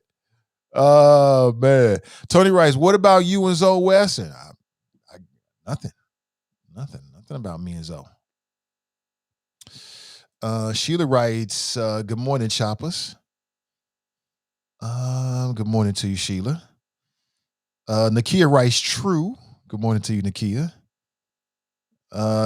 Dr. Ivy wears the pants around here. Stop front, Ivy. Is that right? I don't know. Do you wear the pants, babe? She said no. That's good stuff, man. Oh, she wear the pants now? Okay. We could do that too. That's hilarious. Queen writes, everyone has to pay their debt. Absolutely. Sarah writes, probably gross sexual imposition may have been the lesser charge. I have to look it up. I'm not sure what it is. Not sure what the lesser charge is. Not really sure. I don't know, man. It's just some situations that I'm just never going to be in. You know what I'm saying? Because you always got the opportunity just to leave. Like, I've been out plenty of places. I'm like, oh, this is going the wrong way. I'm out. See y'all later. You know what I'm saying? I've been in plenty of situations like that. I'm like, I'm out. See you later. Simple as that. Because you just don't want to be involved with none of it. What do I need to share with you this morning? I need to share with you, this is a little more in a more serious, more political type of thing. Give me 1 second here. The Democrats, so the Republican Party they're a gang. They operate as a unit. They are a collective. That's why they're so influential and effective. And state by state by state, where they have Republican governors and or Republican state legislators with a majority of Republicans, where they're running things, they're introducing these voter initiatives that are really designed to make it more difficult for people that might vote for Democrats to vote. We saw that in Georgia. We've seen something like that being introduced here in Ohio. Here locally, you got good people like the Cincinnati NAACP that's fighting a good fight, trying to put up a resistance.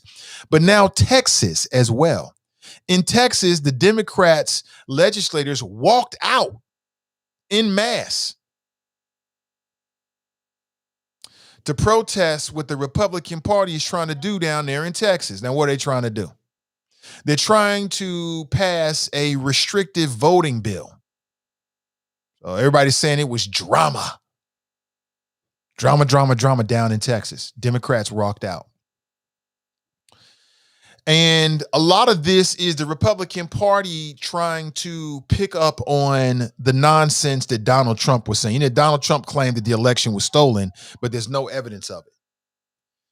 And so Republicans, after they lost that election, they said, how are we going to respond to it? We can either try to come up with policies that people will find favorable and therefore they'll vote for us, come up with an agenda that people can support, or we can use our majorities in the legislature to try to pass restrictive voting rights laws. They chose the latter. And it actually worked down in Texas because, as I understand it, they need a certain amount of people to be in actually physically there in order to get quorum. And after the mass exodus of the Democrats, they were 14 votes short of it. So they have to pick up the debate and the conversation to vote sometime in the near future. But this is all over the internet right now. Okay, people need to know there is a difference between the two parties. And we're seeing it once again. They want to crack down on drive-through voting, absentee voting. Why? Because statistically, they've looked at the numbers and they know that when more people vote, it makes it more likely for Republican candidates to lose. That's what it's all about. 100%. And the Democrats should take a page. In fact, we should all take a page from what the Republicans are doing. And this is what happens when you have a collective agenda, when you can get everybody on board and everybody does the same thing. You can have power. Am I mad at the Republicans? No. On some levels, I'm not mad at all. I'm just saying that they're showing us how to do this, and we should pay attention to it. Sheila writes, good morning, Choppers. Good morning to you. Anthony writes, Nate, sometimes women have to stay out of men's business. Let them get that smoke. You're right about that. You 100%. Sometimes a man has to do what a man has to do irregardless. But what I have found, I've been married to my wife for 21 years. What I have found, I work with a lot of women. What I have found is that women just have something that men don't have. I don't know if you want to call it a sixth sense. Women just have a different, sometimes it's more practical. Women just have a viewpoint. Some women, I'm speaking generally. But my wife has a viewpoint that is extremely valuable to me. Extremely valuable. And I have found over the years that sometimes she can see things that I can't. Now, of course, it works both ways. Sometimes I'll say something to her. She's like, I don't see it. And I'll be dead right. But the Bible says, I ain't trying to get biblical with you, but I want to make a quick point. The Bible says that he who finds a wife finds a good thing. That's true. If you actually going to listen to her, like what's the use of having an intelligent partner if you don't listen to them? It doesn't make any sense, right? What's the use of having that if you're not going to actually stop and use it and listen to it? And I might be a lot of things, but a dummy, I am not. So sometimes you have to listen. A lot of times, most times you got to listen. And sometimes you got to follow. I had no problem with that. If it makes sense, it makes sense. Dr. Ivy is the boss. Hashtag alt middle. Hey, babe, you want to see this? Babe. You gotta see this. This is hilarious. You gotta see this, babe. Look at what's happening here. Look at what people saying. See that? Oh my God. Look at this right here. That's fame right there. Dr. Ivy wears the pants around here. Stop front, Ivy. See what happened? No, I don't. Have zero See? Okay. Now you heard it from her. All right. Just so you know. Toy writes, the sad reality is more of us know men or women who've been convicted of charges involving minors and inappropriate behavior than we would like to admit. Absolutely. My wife, and this is people know my wife, that's my partner right there in every way. But of course, I am a man. And she is a woman. I mean, but we're partners 100% on all things in ways that a lot of people probably wouldn't even understand. But it works for us. Tony writes, I bounce at family gatherings when the liquor gets involved, do you? It's like, oh boy, grandpa got the juice. Got that fire water. Brent writes, Charlemagne pled guilty to contributing to the delinquency of a minor, 3 years probation. Oh, okay. Queen writes, to know your weaknesses, to know your power. That is so, say it again, Queen Maxine. Say it again. Say it again. Some people got the game all mixed up. They really do. Jerica's in the house. What's up, Jerica? She writes, hola, beautiful black people and the others too. Good morning to you. Good to see you. We need to be focused on voter suppression legislation here in Ohio. The Cincinnati NAACP is 100% focused on it. Hey, listen, I just started a brand new Facebook group. It's called Black Ohio Politics. Okay, I want you to go to it on Facebook and join. I haven't really been talking about it, but I'm gonna start promoting it more and more and more. And the idea is, the more I keep hearing, what I keep hearing more and more is things happen at the State House, and then we find out later. And I'm like, how is that possible in a digital world? So if you live in Ohio and you're black or you're African American, join that Facebook group. And I'm looking for people to help me build that out as well. And I've got some specific ideas I want to use. I wanted to use it for. I mean, what's the use of having Facebook if we're not going to use it to connect ourselves in the state of Ohio? There's millions of us, and we all so disconnected. Not saying that one Facebook group can do all of that, but it's a start. So join that Facebook group. I'll be promoting it more next week, but I wanted to say that in advance to you right here, right now. Let me see here. I also wonder why CRT will play out here in Ohio and what our school board position is on it. Okay. Cincy Tigers writes, good morning, late but present. Good morning to you, Cincy Tigers. Sometimes you have to set the precedent, example for the next fool that wants to step up too. Yeah. You know, I hate to obliterate a mofo's house. I hate to do that unless they force me to. You know what I'm saying? But again, I typically reserve that for people that really deserve it. Some people, you know, it's all about tit for tat and they super petty. I can be petty too, but I'm not super petty. I typically will reserve the nuclear weapons for when it's nuclear weapons time. And it's not time for that. Husbands and wives that different roles and see things from totally different perspectives. Yeah, most definitely. Sometimes you have, okay, I think I read that already. Kwame Brown. That's hilarious. Deshauna writes, I wish Orange Don go away, damn sore loser. Yeah, me too. But he's not. The Republican Party is the party of Trump, and he's still running it and controlling it, and we're going to have to deal with it. It is what it is. But I wanted to tell you that I wanted to make sure people understand that this is a coordinated attack on voting rights across the union, across the country. You know, wherever you have Republican majorities in the state legislatures, they are introducing this. They all get together on virtual conference calls and emails, and they share this information. All the Republican governors get together. I'm sure like all the Democrat governors get together, but they get together and they say, you know what? You know, we're all going to together deny the federal unemployment funds. They do this in mass because they can. That's why they do it, because they can. And they're going to continue to do it.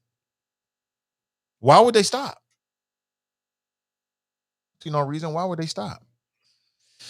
We also have to talk about 100 years after the Tulsa massacre. We must talk about that today.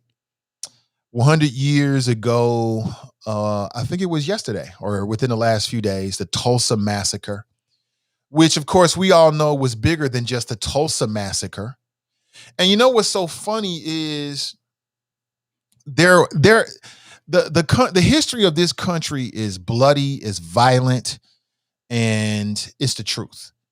And it's, it tickles me on some levels when people get all in their feelings about Black Lives Matter, because if you pick up your history books, and one book in particular that I would recommend to you, and I've talked with the author and had him on the show many times before, is a book called The Black History of the White House. I can't talk enough about how much of a resource that book is, because while the author, Black man, is talking about how Black people built the White House, he weaves in a history that is rarely told. And you learn in great detail about the many massacres and atrocities that happened to Black Americans who simply want to start a business. And while everybody is talking about the Tulsa massacre that happened between May 31st and June 1st back on 1921, we cannot forget the many massacres that our history book historians just don't tell us about, including the Red Summer of 1919. The history of this country is this: when Black people start to live good, when they start to be great, white people get in their feelings and try to steal it, kill us, rape us, and tear down what we have built. And it continues to this day. There's still a lot of white resentment, some people call it white fragility, about Black excellence.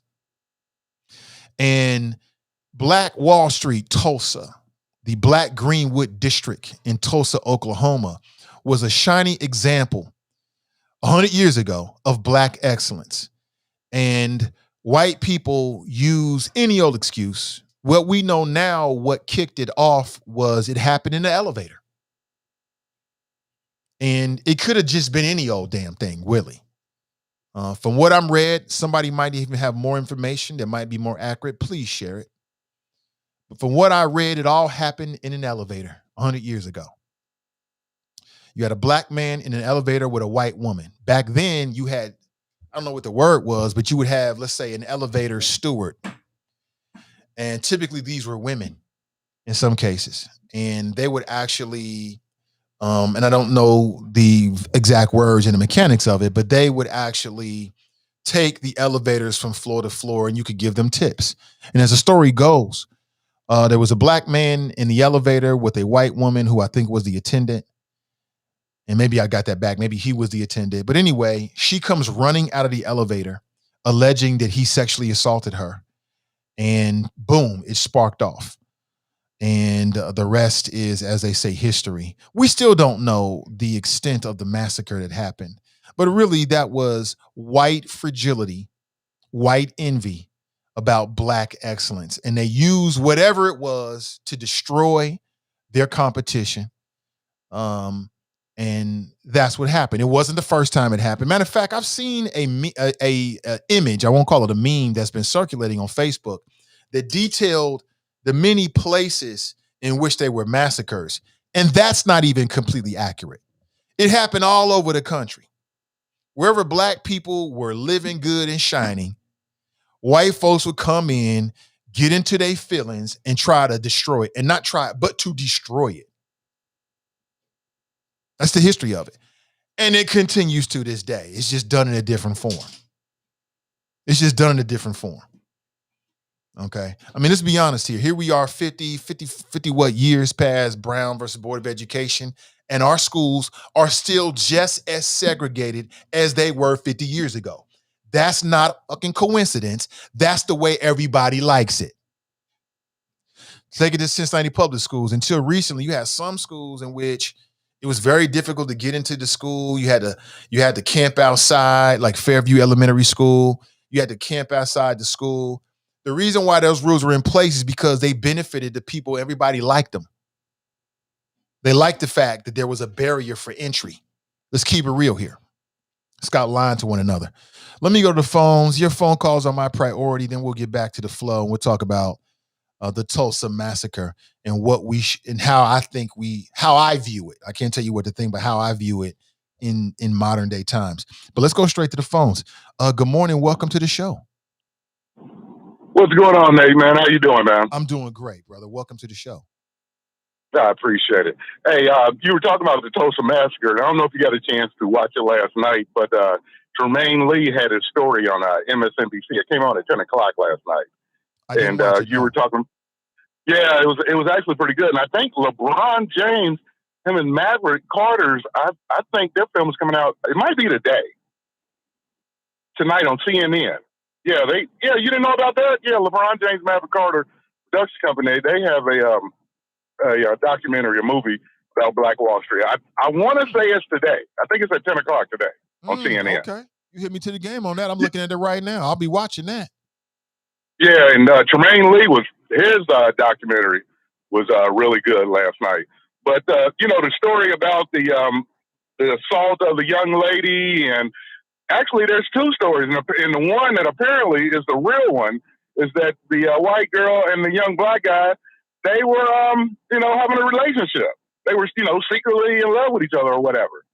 And of course, back in that time, 1921, you couldn't do that.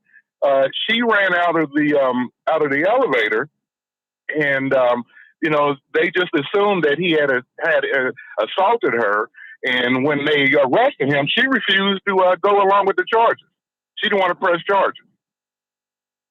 So that's this is, like I said, this was all last night. So yeah, you heard the story about he touched her or stepped on her foot or something. They went over all the scenarios, and then they said, well, the real story is that they had a little affair together, and when she ran out of the elevator, I guess maybe a white man saw them standing too close to each other. Initially when the door opened, so she ran out. They assumed that he assaulted her. And that's when everything went to hell. And, this is another thing. It was 35 square blocks. I was just sitting there like, damn, 35 square blocks that were destroyed. And I think they said it would happen in, 18 hours. 18 hours. Let me also say this. I got a chance to listen to Charlamagne the God's apology to Kwame Brown. Nate, do you know what he said about Kwame Brown that went outside of basketball? What did he say? Well, I don't know. That's why I'm asking you. I'm pretty sure the Choppers know it. And I think he talked about his father. Okay, well, he did mention that. From what I could, deduce from his apology, was that he was saying that he went back to being, his real name instead of Charlamagne the God.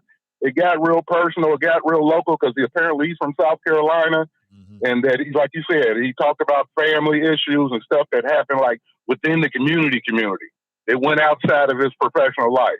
It's like, I guess you talking about some real deep shit that went outside, your family and something that you don't normally expose to. So he's saying that he went that far, and that's why he apologized.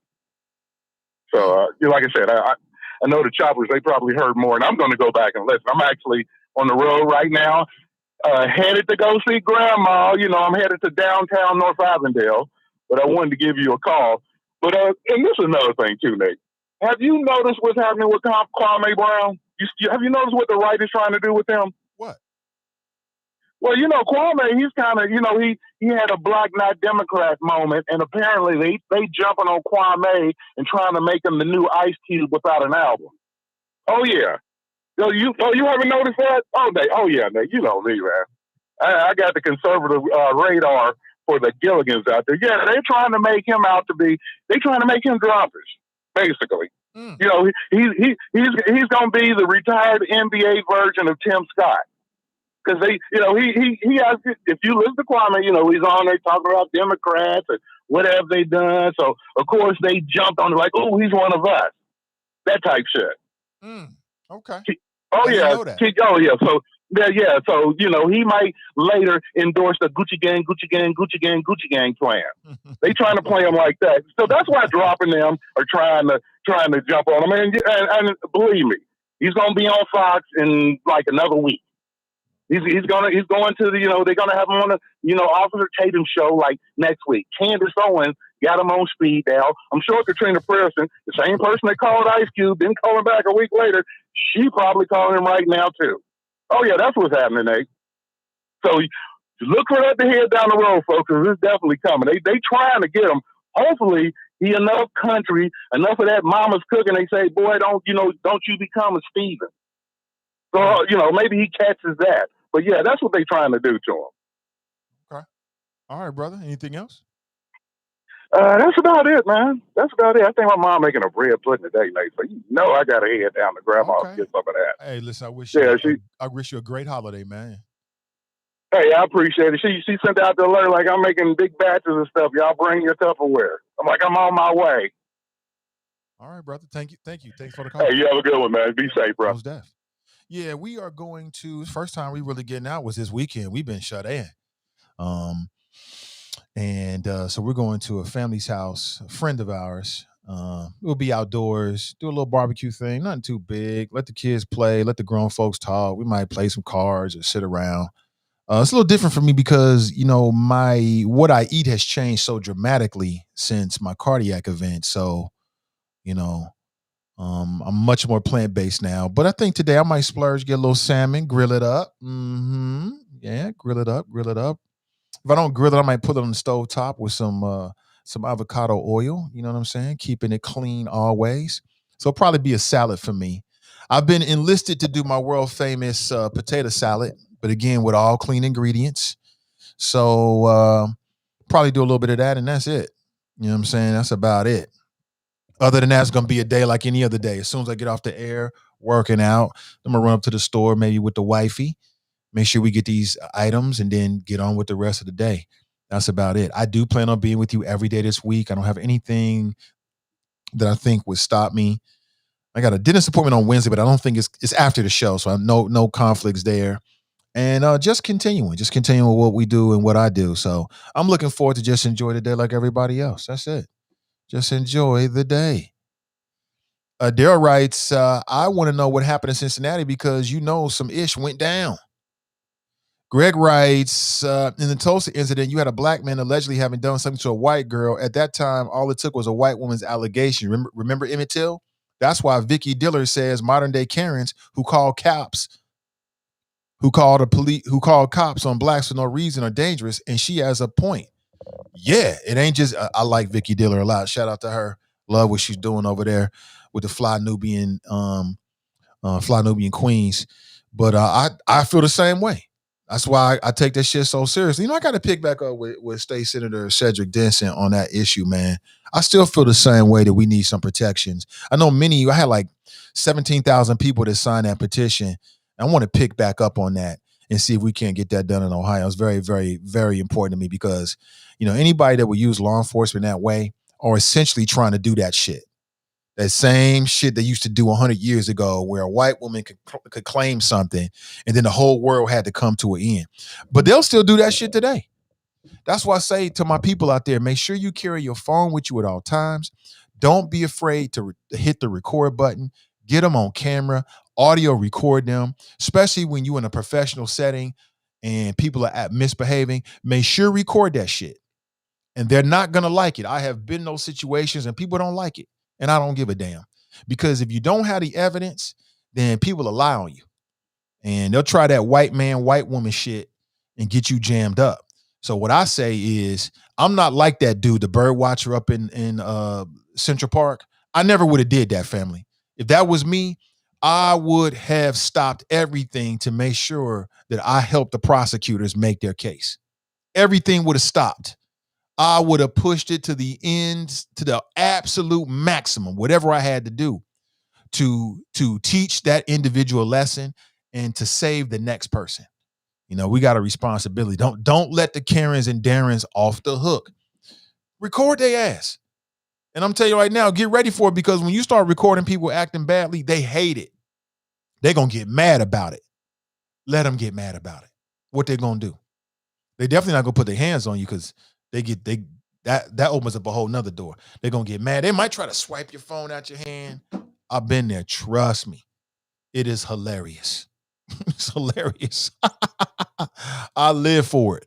Anthony writes, white towns people use that as a reason to pillage, kill, and plunder the community, right? And rape women. See, that's the other thing about it. Man, listen, I can't even speak intelligently enough about everything that's in that book, the Black History of the White House. But what you learn is not just the Black history of the White House, but you learn the history of white fragility across the country. But also, and this is what we're left less comfortable about in this country in our history. What that book will also teach you is a lot of the examples of Black resistance. See, a lot of us look back and think, well, why did they do something about it? But they did.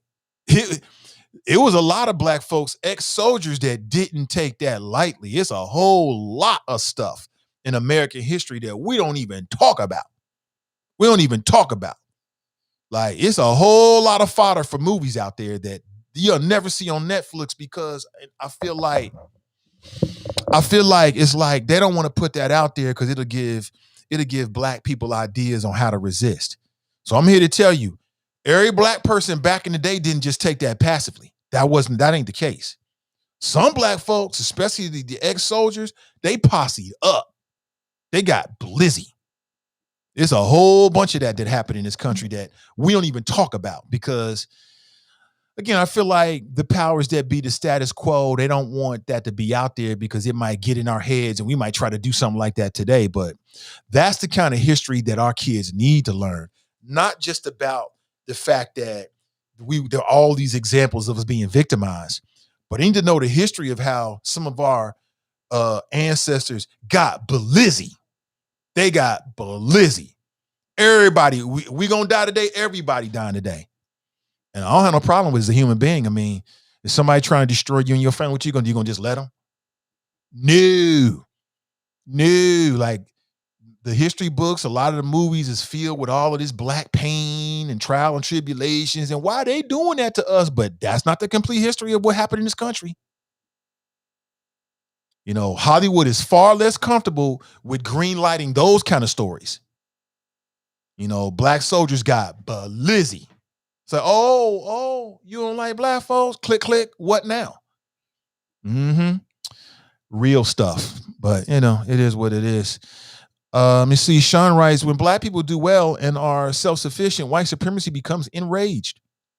When Black people are asking for handouts, white supremacy becomes enraged. White supremacy is the embodiment of nonsense, right? What he just said, he's right about that. Yeah, most deaf. Yeah, it's like damned if you do, damned if you don't. Now, do I believe those attitudes are softening in today's time? Oh, absolutely. We got more allies than we really understand. We really do.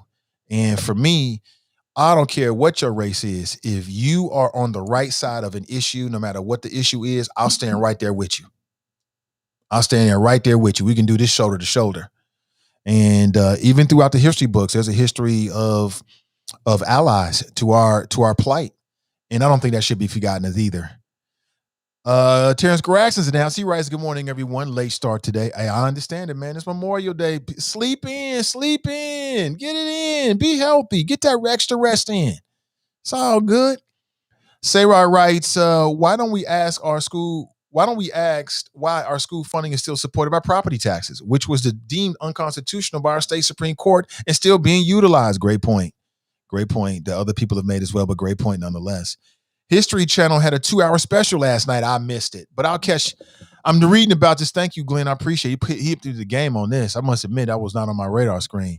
Another reason why I like LBJ, man.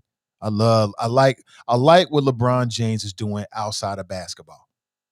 I liked that he formed his own media company. And then when he started his own company, you saw other people like, I Am Athlete. They're doing great work. I love it. And then all of his philanthropy in terms of building schools and scholarships and all the stuff he's doing in Ohio. LeBron James deserves props for that. Cincy Tigers writes, good morning, Mr. Okay. Let me see. Queen writes, I even had a spiritual elevator story. Huh? Something about them elevators. I even had a spiritual elevator story. Okay. Hey, good morning, Sandra. Good to see you. Let me see. Sissy Tigers writes, downtown North Avondale. Where is that? Oh, man. Somebody else writes, downtown North Avondale. Yeah, he did. Yeah, I didn't catch that at first, but you're right. Sissy Tigers writes, I've had enough of you two the last full week. Nerves still bad from our most recent visit. Let me recover. Okay. I think she's talking to Terrence Braxton. Let me see. From what I heard, Kwame has not led on to what his political views are. Regarding Candace Owens, all he said was don't insult her personally. I agree with that. No reason to insult that sister personally. She says enough that you can insult. You ain't got to insult her personally. Don't get offended by her presence. Engage her ideas. Kwame has a point there. And you know what?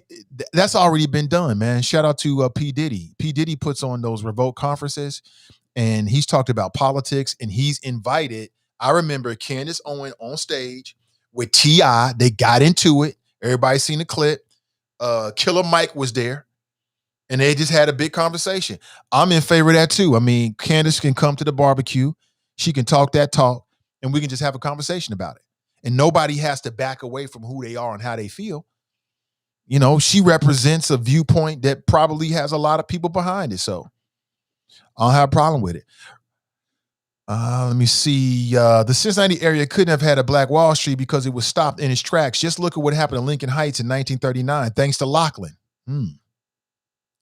Jane is in the house. Good morning to you, Jane. Always good to see you. Always good. Danita's in the house. Good morning to you, Danita. Always good to see you.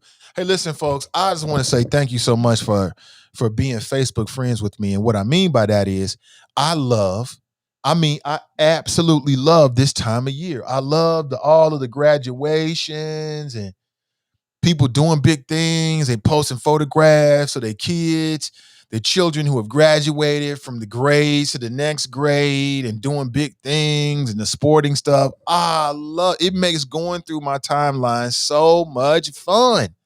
I love it. I love it, man. So keep it coming. And congratulations to all the graduates. I bet you are super, super, super proud, as you should be. Again, if you show me a graduate, and I'm gonna show you a family in most cases behind that graduate. You know what I'm saying? Like when my daughter graduates, me and my wife are gonna high five, not because now she's grown or anything, but because we all accomplished the goal. You know what I'm saying? She ain't doing that. We take her to school every day and give her money and pick her up after school events and support her and create an environment in which she can actually have peace and think and make sure she eats healthy. Shit, we right there with her. That's my diploma. That's our diploma. So, but she's doing the actual day-to-day hard work. But I just want to make the point that I just love seeing all the graduation photographs, and I just love all that Black excellence, man. I love it. So please keep posting it because I love it. I try to like and share and just give words of encouragement as much as possible. And it's just a lot of fun. I love this time of year. I love to see people that may be older going back to school, getting that degree. Maybe it's a secondary degree, accomplishing your goals. I love it. It's so inspiring. You know what I'm saying? I get a lot out of it. I get a lot of energy out of it. Just scrolling on my phone. Like, oh, snap. Beautiful. And again, I just try to like and share and just leave words of encouragement as much as possible because that's what makes social media fun. That shit is fun. I love it. So keep it coming. Keep it coming. I started watching this new show called Startup. Anybody watching that? That shit is interesting. It's interesting. I'm nearly done. I think I'm on the last episode. I was sad that I only had 3 seasons. I mean, it's fast. 3 seasons go just like that. And it's really interesting. The first couple of episodes, I was telling somebody, I didn't know what the hell I was watching. I'm like, what is this? But I just kept watching it. And then something happened. I'm like, oh, snap, it got my attention. Like, okay, it's a twist. And there's a lot of twist in that. A lot of mysterious, a lot of question marks in that. But generally, I like it. What I don't like about it is the dialogue between the Haitians. I'm like, who wrote this shit? Is that really how they talk? But again, I'm not close enough to the Haitian experience in Florida to know whether that's the way they talk or not. But that's the only thing that really if you want to say bothers me, I think that might, okay, it's accurate to put it that way. That's the only thing that bothers me about it. Other than that, the writing, the plot of it, man, shit, I love it. I love it. It's very entertaining and it's a very adult. I like adult things. I'm 100% an adult. And so what I found is the media I like to consume is usually adult media. What I mean by that, I like the violence. I like the sexy situations. I like the adult themes. I like the language. I'm into all of that because that's what I'm an adult. You know what I'm saying? So that's what I'm into. And I don't know. I just throw it out there. I'm not saying it's going to be the best for you, but it shocked, it surprised me. Should I put it that way? Because again, the first, I can't remember 5, 6 episodes. I'm like, why am I watching this? What's going on here? And then something happened, or a couple things happened. I'm like, okay, shit is real. Shit is real. This is real. And then even into the second season, stay with me. And I wanted to see what was going to happen with these characters. And third season. And again, it just pulled on me in a lot of different ways. So you might find it interesting. I know you might be binge watching something. Hell, you can go through a whole season in one day these days. And I just offer it to you um, to see what you think. I shared it with Donnie. Everybody knows that if you don't know, she starts her show with a what you've been watching, which has been very interesting. It kind of put some things on my radar screen I wasn't even thinking about. And so I can't wait to hear what she thinks about it. Hopefully this Friday. Somebody asked me where she at. She's been busy. She making money. She got shit to take care of. She is a lawyer and cases, all that kind of stuff. But hopefully she'll be back Friday and can catch us up on what's going on. Let me see. Kathy writes, the Lincoln Heights story is a story of wealth stolen from the black community. Lincoln Heights was the second wealthiest black community in the U.S. until Hamilton County and our surrounding communities kept us from annexing what we know today. What we know today as General Electric. Is that right? I must admit to you, Kathy, I do not have the full story of Lincoln Heights.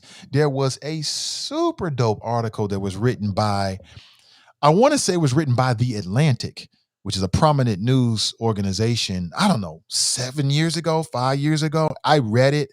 I even reached out and spoke with the author or the writer, and the writer came on and we talked about it. I can't remember all the details, but what you're saying rings very accurate to what I can remember. Very accurate. That's why I support the Lincoln Heights movement and what they're doing out there, bringing more visibility to the environment and the conditions out there. And I think it's very, very important, which is just a segue for me to remind you of the virtual town hall event that'll be taking place this Wednesday, just 2 days from today. Black Landscapes Matter Town Hall. Black environmental leaders. You can watch it on Common Strat's Facebook page.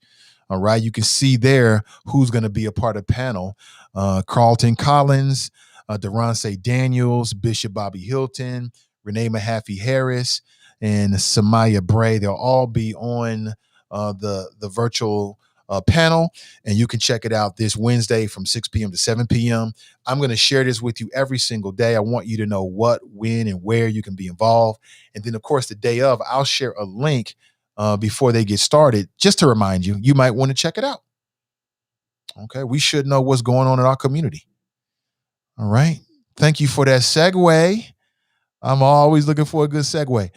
Gerald writes, and good morning to you, Gerald. He writes, black people are far too nice. Candace Owens is a race-hating clown, and y'all know it. Any opportunity to put her knee on a black man's neck, she will do it. F her. Gerald, you're right about all of that. Black people are too nice. You're right. Candace Owens is a race-baiting clown. You're correct. But I still would say that if we're having a conversation about national politics and a black perspective, I don't mind her being on the panel because people need to hear what she has to say. Is there validity in when I hear like people like Drop and others saying, well, and they're raising awareness about our relationship with the Democrat Party? I have no problem with that. I'll say it again. Neither of the two parties have delivered for us. However, the two parties are not the same. The Democrats today are not the same as the Republicans today. They are not the same. And anybody who makes that point is either ignorant or they're trying to lie to you. They're trying to pull the wool over your eyes. They are not the same. It doesn't mean that the Democrat Party, I'm speaking nationally, regionally, and locally, it doesn't mean that the Democrat Party has delivered to us the equity, policy, intangibles that we deserve as being their largest and most consistent and loyal voting bloc. It don't mean that. But to compare them to the Republican Party would be a huge mistake. That would be a huge mistake. They are not the same. They are not the same at all. Laura Mitchell writes, Cincy Tigress writes, Laura Mitchell is moving on in 2 weeks. I appreciate her grace and fortitude through this crazy pandemic. She was a good superintendent. Big shoes to fill. You know, I think here's what I would say, and I'll put it this way. And I mentioned Donnie earlier. Go back and check out the last Is It Just Me podcast and check out the last 30 minutes when Donnie delivered fire about that. And then let's have that conversation. I thought she made all excellent points. I didn't disagree with anything she said. And actually, it kind of brought me back and centered my thoughts about Laura Mitchell as well. On a personal level, nice woman. Nobody's all good or all bad. But there's still a lot of question marks and a whole lot to be desired as it relates to CPS. Now, is it fair to put that all on Laura Mitchell in 4 years? No, I don't think it's fair to say that all of this should change, but I do think you can hold people accountable to what they attempted to do, the energy they brought, the focus they brought. And in particular, I do think it's fair to ask to put this on Laura Mitchell and the school board in terms of their lawsuit and resisting the lawsuit that was brought by the Gabriel Taille family. They could end that tomorrow, but they won't. And I think it's dead wrong. They know that CPS was wrong in that case. They know that. Why are CPS lawyers spending money fighting against this, arguing that if your child is bullied or found unconscious, that you don't have to, or has a series of situations in which they're bullied, and it's very, very serious that you don't have to contact parents? That's a fucking problem. And I don't care about who the superintendent is. That is a problem. That's a real, it says a lot about what you think about these students and these parents. And it tells us a lot, because I've heard a lot of complaints about CPS and CPS not being responsive to bullying and a lot of issues. How can you be surprised by that when you got a case where a young black boy was bullied to the point where he committed suicide, and CPS is in court right now arguing that they didn't do anything wrong and have no responsibility whatsoever? That's what's going on right now. Right now. So it didn't happen on Laura Mitchell's watch, but she is the current superintendent, and she and the school board could have stopped that lawsuit and do what's right. Sometimes when you make mistakes or things happen, you just own it. You own it. And through that ownership, it'll make you better, right? If CPS would just own what happened in that situation with Gabriel Taille, that process would make CPS a better place for all of our students, period. And I stand by that 100%. Sometimes you just gotta tell me I'm wrong. Sometimes when you're wrong, you just gotta be like, I was wrong. And that's it. That's it. And that process will make you better or make that relationship better. And if you don't do that and you deny it, then what'll happen? You ain't gonna never get better. You're never gonna grow. CPS has spent hundreds of thousands of dollars fighting that lawsuit. And they was dead wrong, in my opinion. They wrong. You don't have to tell parents. You don't have to tell parents. That's just dead wrong. That's just dead wrong. But let me go to the phones here. Good morning. Welcome to the show. Good morning, Nate. It's Donita. How are you? Hey, good morning, Donita. Welcome. I'm doing great. How you doing? Hey, I wanted to say, thank you. I appreciate your encouragement on my post for my graduation and for Trey moving on to sixth grade this year. So appreciate that from you. Absolutely. We had some great conversations while we both were doing homework about how school isn't necessarily how smart you are. It's the grit that you're willing to put in, the work that you're willing to do. So I think we all need to start having that conversation with our kids that school isn't about being smart, honestly, because some of the people who do well in school aren't necessarily the smartest people, but they work the hardest. So that would be one thing I would encourage parents to do. Just encourage our kids to work hard. You know what I mean? Mm-hmm. Absolutely. And then the other thing, like when you're talking about, and this is really the reason why I called in about CPS, is I think that sometimes we got to take the politics out of it. You know what I mean? I think the move that CPS is doing as far as this case is political. It's money driven because I think they're afraid that they're going to open themselves up to future lawsuits. But I agree with you that sometimes you just got to do the right thing because it's the right thing. And to admit fault, like I said, I think they're afraid that they're going to open themselves up to future lawsuits. But doing the right thing is never the wrong thing.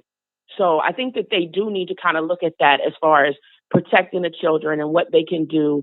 And hey, we dropped the ball here. I mean, anytime you see that on camera, exactly what happened to that little boy, and then the fact that, his parents weren't really told everything that happened that day, it's a problem. And they do need to, I would say it would help to have people have more faith in them. You know what I mean? Yeah. To me, if they were to say we were wrong, I think people would try to at least build more trust with them. But if you're going to lie to me and cover things up, how can they expect parents to trust them at all? You're never going to believe anything that they say. And I think that's one thing that they need to kind of look at. Mm-hmm. I'm with you 100%. 100%. My last point that I want to make is, as the district is looking for a new superintendent, and since this is a nationwide search, I don't think that the person's going to be in place, before the school year starts. I think Tiana Ahmad is going to be the interim for this school year. But I think what parents need to understand is that they need to be a part of this process. And by being a part of the process, get on your school LSDMCs. Parents need to see and say what they want to see in school leadership. That is not just the superintendent. I mean, yes, the board will make that higher, but parents need to make their voices known. What is it that they want to see for our schools? What is it that we want to see in future board members? I've been seeing people in your chat talking about they're going to run for school board, and I think that that's great to get involved. But to be honest, if you haven't even been in your own kid's school volunteering, I don't want you. If you don't have any kind of educational background, I don't want you, because the school board makes decisions that affect every aspect of our kids' school lives. And we got to remember that, from down to what's served in our lunchrooms, as long as it is within the federal guidelines, the school boards make those decisions to the curriculum, to sports, to athletics, to everything. So we got to make sure that we have a school board who's going to answer those questions the way we want them answered. So parents got to make sure that their voices are heard. So I would just encourage parents to take this time that they're looking for a superintendent, and then that we're going to have school board elections come up. Make your voice be heard. What is it you want to see? This is our school district. Yeah, it's a failing district right now, but it doesn't have to remain that. And then, my last point is, I think it was on Thursday or Friday, when Ryan Messer was on your show, and you guys were talking about gains. And I do want people to understand that we do have to recognize that they are making gains in the district, and let's not discount them. If you get a kid that comes to you in third grade and they're reading on a first grade level, but by the end of the year, you get them to that third grade level, you got to recognize that. And the district is fighting some uphill battles. Some of it is self-inflicted and some of it is not. But we do got to recognize the gains that they are making and not make them feel like it's not important. Because when the district gains, our kids gain. So that's really all I got. All right. Thank you for the call. I appreciate it. All right. Yeah, most deaf. That's Danita checking in. Almost deaf. I love the pictures of graduations, and I love all of it, man. I'm here. It's just so refreshing. You know what I'm saying? It's just so positive, and I like to see people do well. I like to see people, especially my people. I love to see my people do well, and it's few things that make me happier. I just love seeing it. So, I was talking about somebody posted in there, I think it was Cincy Tiger saying, her feelings about the superintendent and, I respect that. But, this situation with Gabriel Taille is one of the most forgotten stories. It's two things at the same time. It's the most important story, one of the most important stories, but also one of the most forgotten stories. And, locally, this young boy, 8 years old, who I think it was 4 years ago, committed suicide after being bullied, and his mother found out that he had been bullied for a while, and that she was basically it was underreported to her that she didn't get the full story. What's interesting is, and it's still up on my website, nathanivy.com. Scroll down, maybe it's like the second page. I did an interview with a parent, and she happened to be a white female. She went to Carson Elementary, and she talked about how her kids had been bullied and how she had raised the issues with the then administrator, who was a black female, and that nothing was done. And she talked about the lack of confidence she had and how basically the teachers and administrators were on top of their job. Now, I'm speaking generally because that's just the way it goes. I'm sure there's a lot of good people at Carson Elementary now and then, but that's just the way it goes when a young boy commits suicide at your school. It's just what it is. And what people need to be reminded is that there's a lawsuit that's in place right now. I'm looking at an article dated January 6, 2021. So that's this year, written by Ann Saker. Here's the headline: unpersuasive, meritless, gross mischaracterization. U.S. Appeal Court scorches Cincinnati public schools in case of 8-year-old suicide. So this school district we've been talking about is paying lawyers hundreds of thousands of dollars a year to go to court to put up a defense against the defenseless, essentially. And this is on Laura Mitchell, because while she was the deputy when it actually happened, she's been a CPS superintendent for 4 years. This is on all the school board members, on all of them. Why are you continuing with this case?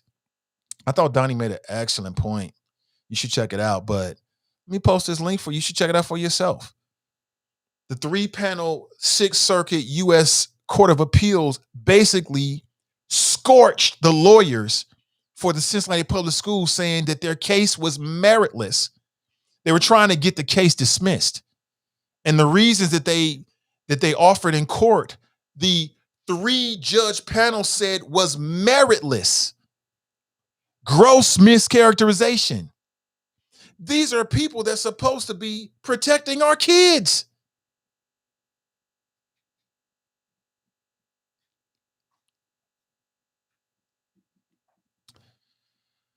Let me read this to you. This is just, I could talk about this every day. 3 judges of the 6th U.S. Circuit Court of Appeals told CPS to get ready for trial last week. They unanimously rejected the motion for dismissal of the Carson leaders' treatment of Gabrielle. Quote, this court finds their behavior as alleged to be egregious and clearly reckless. They had a black principal. They had a black female principal. The boy commits suicide, clearly documented. CPS is in court saying this should be thrown out. There's no merit here.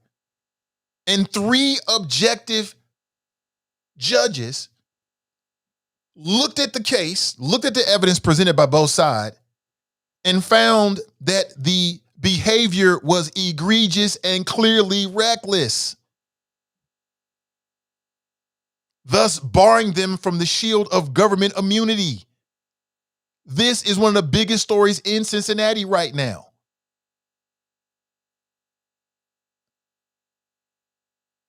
So how can we claim that Laura Mitchell was so good and she's been the superintendent for the last 4 years? Why are they continuing? Why are they wasting? Did we give them money? Because that's who's funding them, right? Did we give CPS money so they can run the court and give these lawyers hundreds of thousands of dollars a year to try to defend the defenseless? They were wrong at Carson Elementary. Own it. Deal with it. And then use that process to make it better. It will never be better. if CPS is in court arguing against things like this, I don't know if a trial date has been set, but named in the suit of the Cincinnati Board of Education, now retired CPS Superintendent Mary Roman, former Carson Elementary Principal Ruthenia Jackson, former Carson Elementary Assistant Principal Jeffrey McKenzie, and former Carson nurse Margaret McLaughlin. I mean, and Ty A is how you pronounce. It's not Tay, it's Ty A. His last name is Ty A. This little black boy is gone. We'll never know what he could have brought to our community because these adults did not do their job. And CPS is wasting our money to defend this. But y'all think they're doing a good job. Okay. I do not. And I'm going to put it to you real quick. That could be your kid, and they would do the same thing. They do the same thing. That's why I say shame on former CPS Superintendent Mary Ronan, because she put out a statement after it happened saying, well, there's no connection between the two. How can you say that when all educators know that there's a link between being bullied and suicide? Everybody knows this. So if this mother in this case can't get justice when it's so obvious, what makes you think you're going to get justice when you got a gripe at your school because the teacher did something or an assistant principal did something or the principal did something? What you think they're going to do? They're going to stonewall you.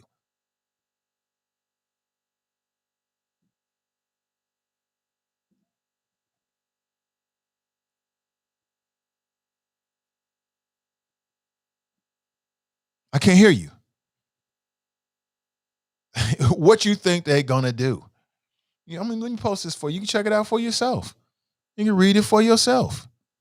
So there's a whole lot of ways of judging CPS. That has to be one of them too. We cannot look at the school board and CPS and judge it without judging what happened to Gabriel Taye. We cannot do that. If you do that, you're not looking at it completely. You're not looking at the whole picture. What happened to that boy matters. What they did or did not do matters, because that's exactly what they'll do to your child. That's why we get blizzy over here. I'm the last person in the world that they want to see walking into the school building. I'm the last person in the world they want to talk to. And I like that. And trust me. I'm sure I'm on a special list somewhere. Good.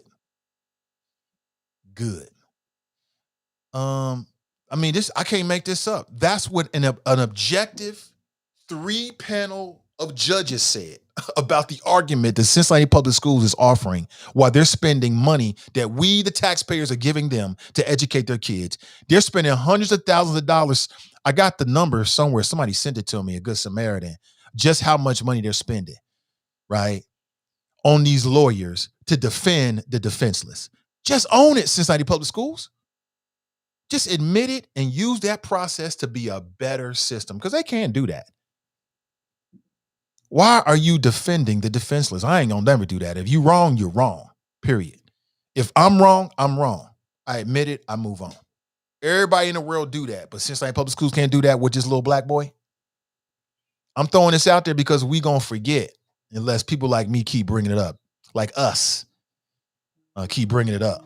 So I got to keep bringing it up to remind us. But also got to move on. I don't want to kick all your time today. I know you got other things to do. You're going to get that barbecue going, or you're going to go back to sleep, or whatever you're going to do. But just a few things I want to share with you this morning. I'm not sure how I got on this, because I'm always ready to talk about this Gabriel Taye case. That shit still burns me up. Still burnt up about that. And Mary Ronan talking about there's no connection. How can you say that? Nobody's been held accountable. Nobody's been fired, as I understand it. Stop me if I'm wrong. They do with these bad administrators what the Catholic Church did with pedophile priests. They just move them to another place.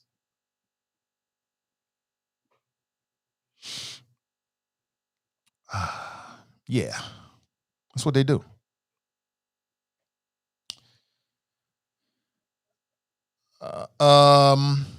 Judge Bernice Donald wrote, she called Gabriel's time at Carson a horrifying experience, had a black principal. So just because you got a black principal don't mean a damn thing at all. She also called CPS arguments unpersuasive, meritless, and a gross mischaracterization of the evidence the parents offered. And to my experience, that's exactly what they'll do when you walk into the school building. You got an issue on a local level. They'll say some dumb shit to you and look at you like, you can't accept that? And then when you don't accept it, they'll try to vilify you like, oh, we got an angry parent here. We got one of those parents that expect for us to move mountains and clouds. No, we just want you to do what's the right thing to do. So what do you want us to do? Why are you asking me what you should? You know what to do. You the administrator. That's why I get blizzy. I get blizzy in a second with mine. And gonna continue to do that. If it works, it works. If it don't, it don't. Let me see here. I just got to share that with you because nobody else is. Let me see. And it's bigger than the family getting paid. It's bigger than that. I mean, obviously so, but it's about putting the reforms in place to make CPS the system that we want it to be. And you don't get there through, it's like a relationship. If you keep denying something, nothing gets better. It's just like with yourself, the relationship with yourself. Like we all have things about us that maybe we think need to be changed. And a lot of us can look at ourselves for what we really are and realize it and admit it and get better. But those of us that keep denying what's in the mirror, you never get better. You never get better.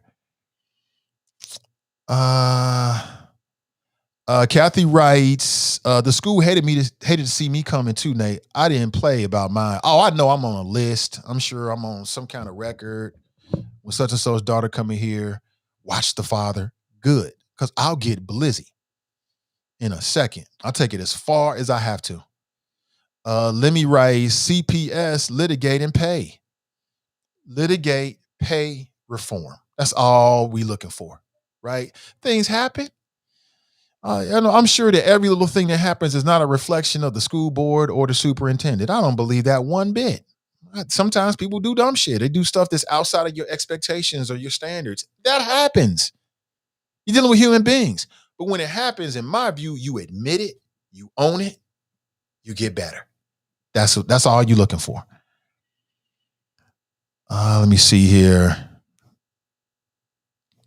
Tamara writes, Nathan Ivy, yep, and try to kick you out to school. You know it. That's exactly what they'll do.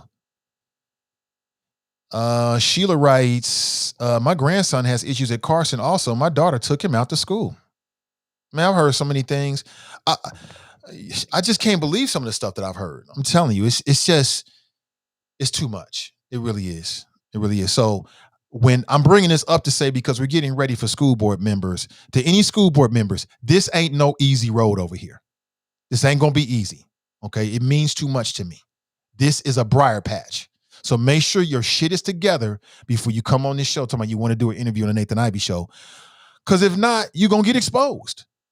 You know, it is what it is. I ain't trying to, but there's some very serious things that we need to discuss. And after what we went through with COVID and these school board members, I'd be remiss in my duties if I didn't go super hard in the paint as we get ready for the next round of school board elections. I'm going Elijah Wan in the paint with a little bit of Shaq. Like if you take Shaq and mix it with Elijah Wan, boom, that's what I'm going. And if that's too much for you, then go somewhere else. It is what it is. Yeah, you got to be that person.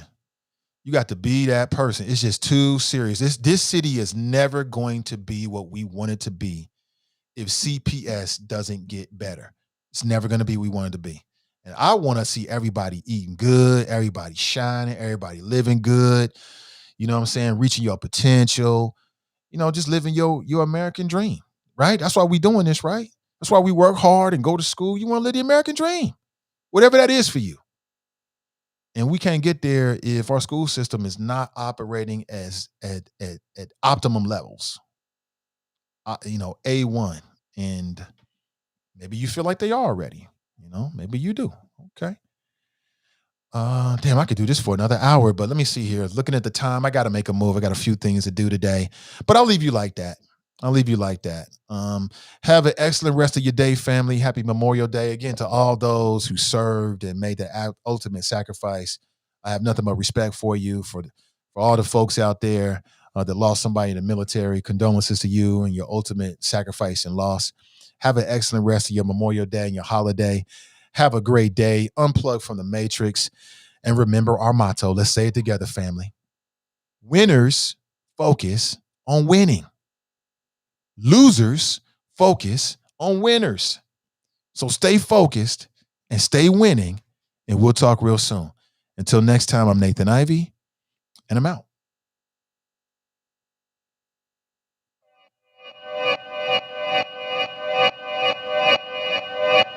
Yeah. Talking to my mirror like I love you so much. Curving on my critics like I heard you, so what? You can't kill my confidence, I think I'm the man. Tally all the I ever gave on my head. Lately I've been living like I can't take a loss. They ain't wanna help me, that's what made me a boss. You can't kill my confidence, I think I'm the man. We don't give a that's what they don't understand.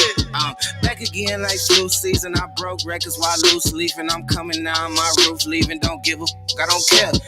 Did the for my lonesome. No wonder now I'm on one. No shortcuts on that long run. All I really want is my share.